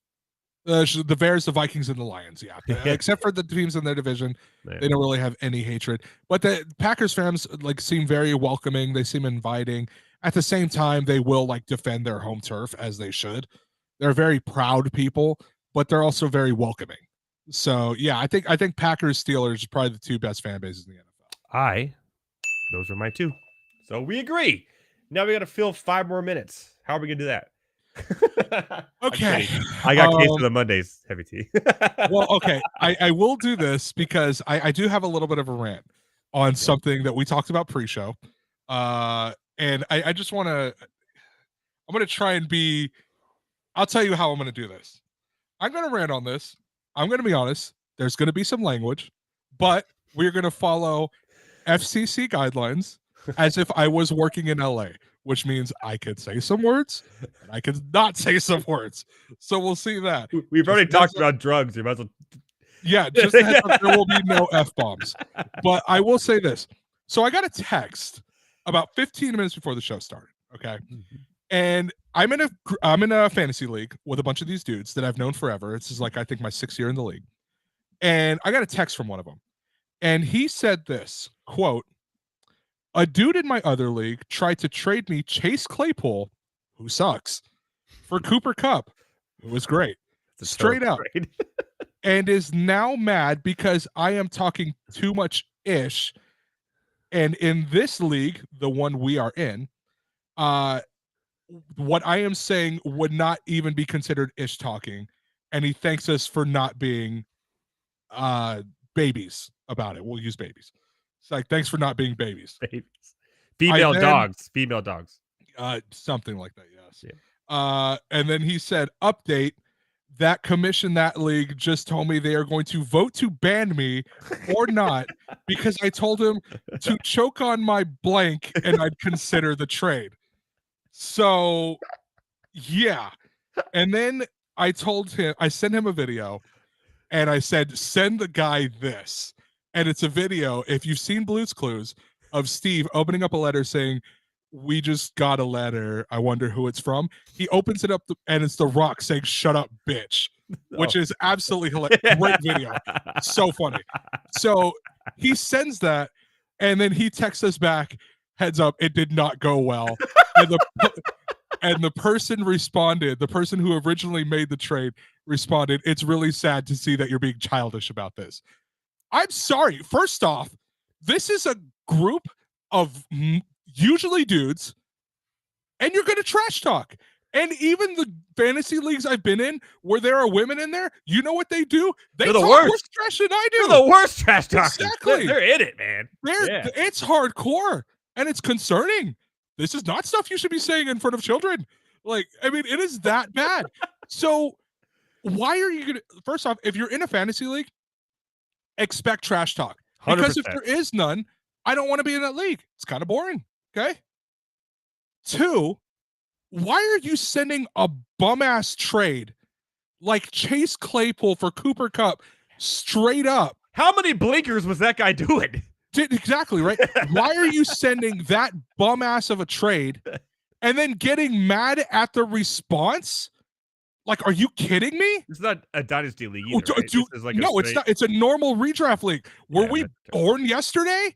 Like, what are we doing out here, man? Don't give me that thing like, oh, because it's a work league, you should be professional about it. F that, dude. Like, nah, you're facing me in fantasy football. I'm out here to prove more, or that I know more than you. The gloves are off, man.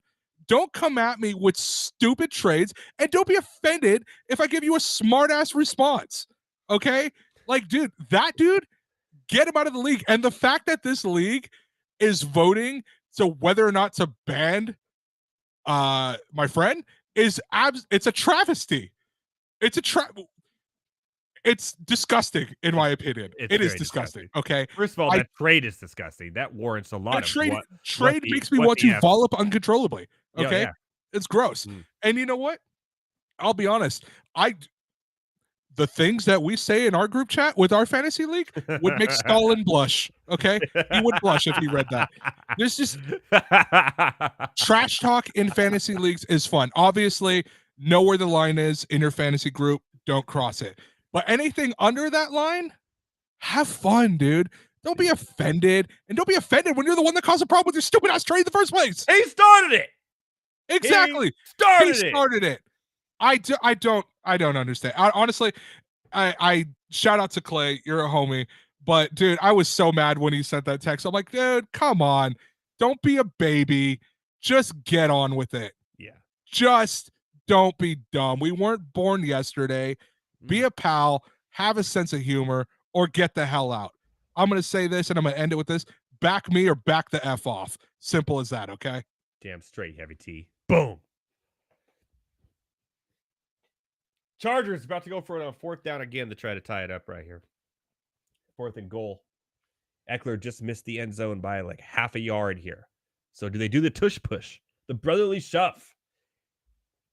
What would you even call that in LA? The tush push?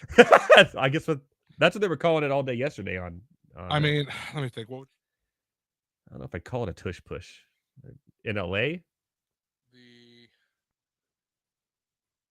you call it the Brazilian push? Because that's what everybody has out here, apparently. Like, so terrible. I'm just the plastic. We'll save that for next the week. Plastic push. I don't know what you'd call it, man.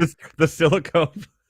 Yeah, the silicone push. Oh man. All right, you got case of the Mondays, or yeah, we finish it up, man. You got the Botox bender. The Botox. Okay, that just sounds bad. I'm out of here. You know who's also out of here today? Jake Moody. Jake Moody. By the way, bye, Heavy D. Jake Moody. 3rd round pick on a kicker in the NFL. 2 missed field goals cost the 49ers a game. He had really, really bad issues in the preseason. It doesn't look like he was worth it. You could have found any other kicker off undrafted free agent. Got another 3rd round pick for it. Probably made some money. Touchdown Chargers! We're going to be tied. Jake Moody, the missed kick. A really easy kick to make as well, just to win the game. Lost to the Browns, PJ Walker. Well, Jake Moody, I'm sorry, but your mood today. Uh-oh. Sounds like somebody's got a This case one's of the fun. Mondays. I can't keep on talking about the Patriots. They can't always be on the case of the Mondays every week. Although it seems like they should be. They have a case of not the Mondays. They have a case of October. They have a case of the year.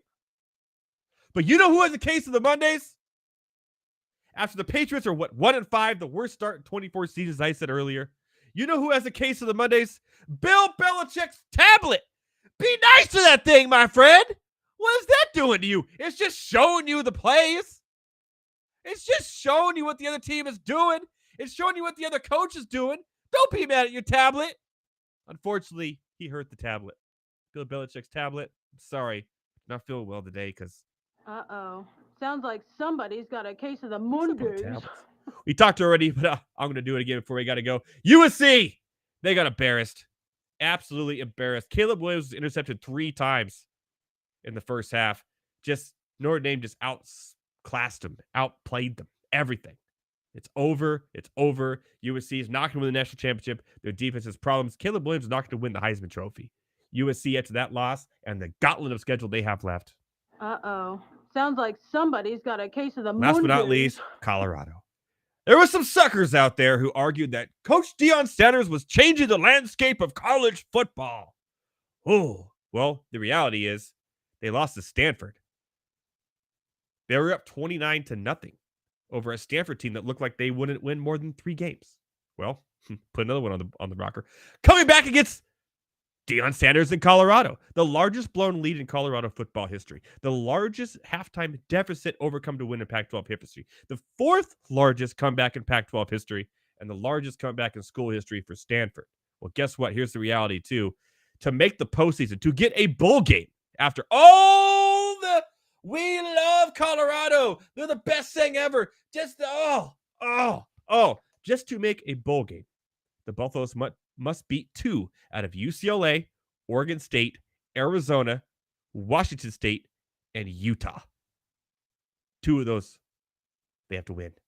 Looks like all the Deion Sanders and all that stuff like that, and this is the greatest thing ever. Colorado, man, they're back. They're back. Oregon embarrassed them. They almost came back and beat USC.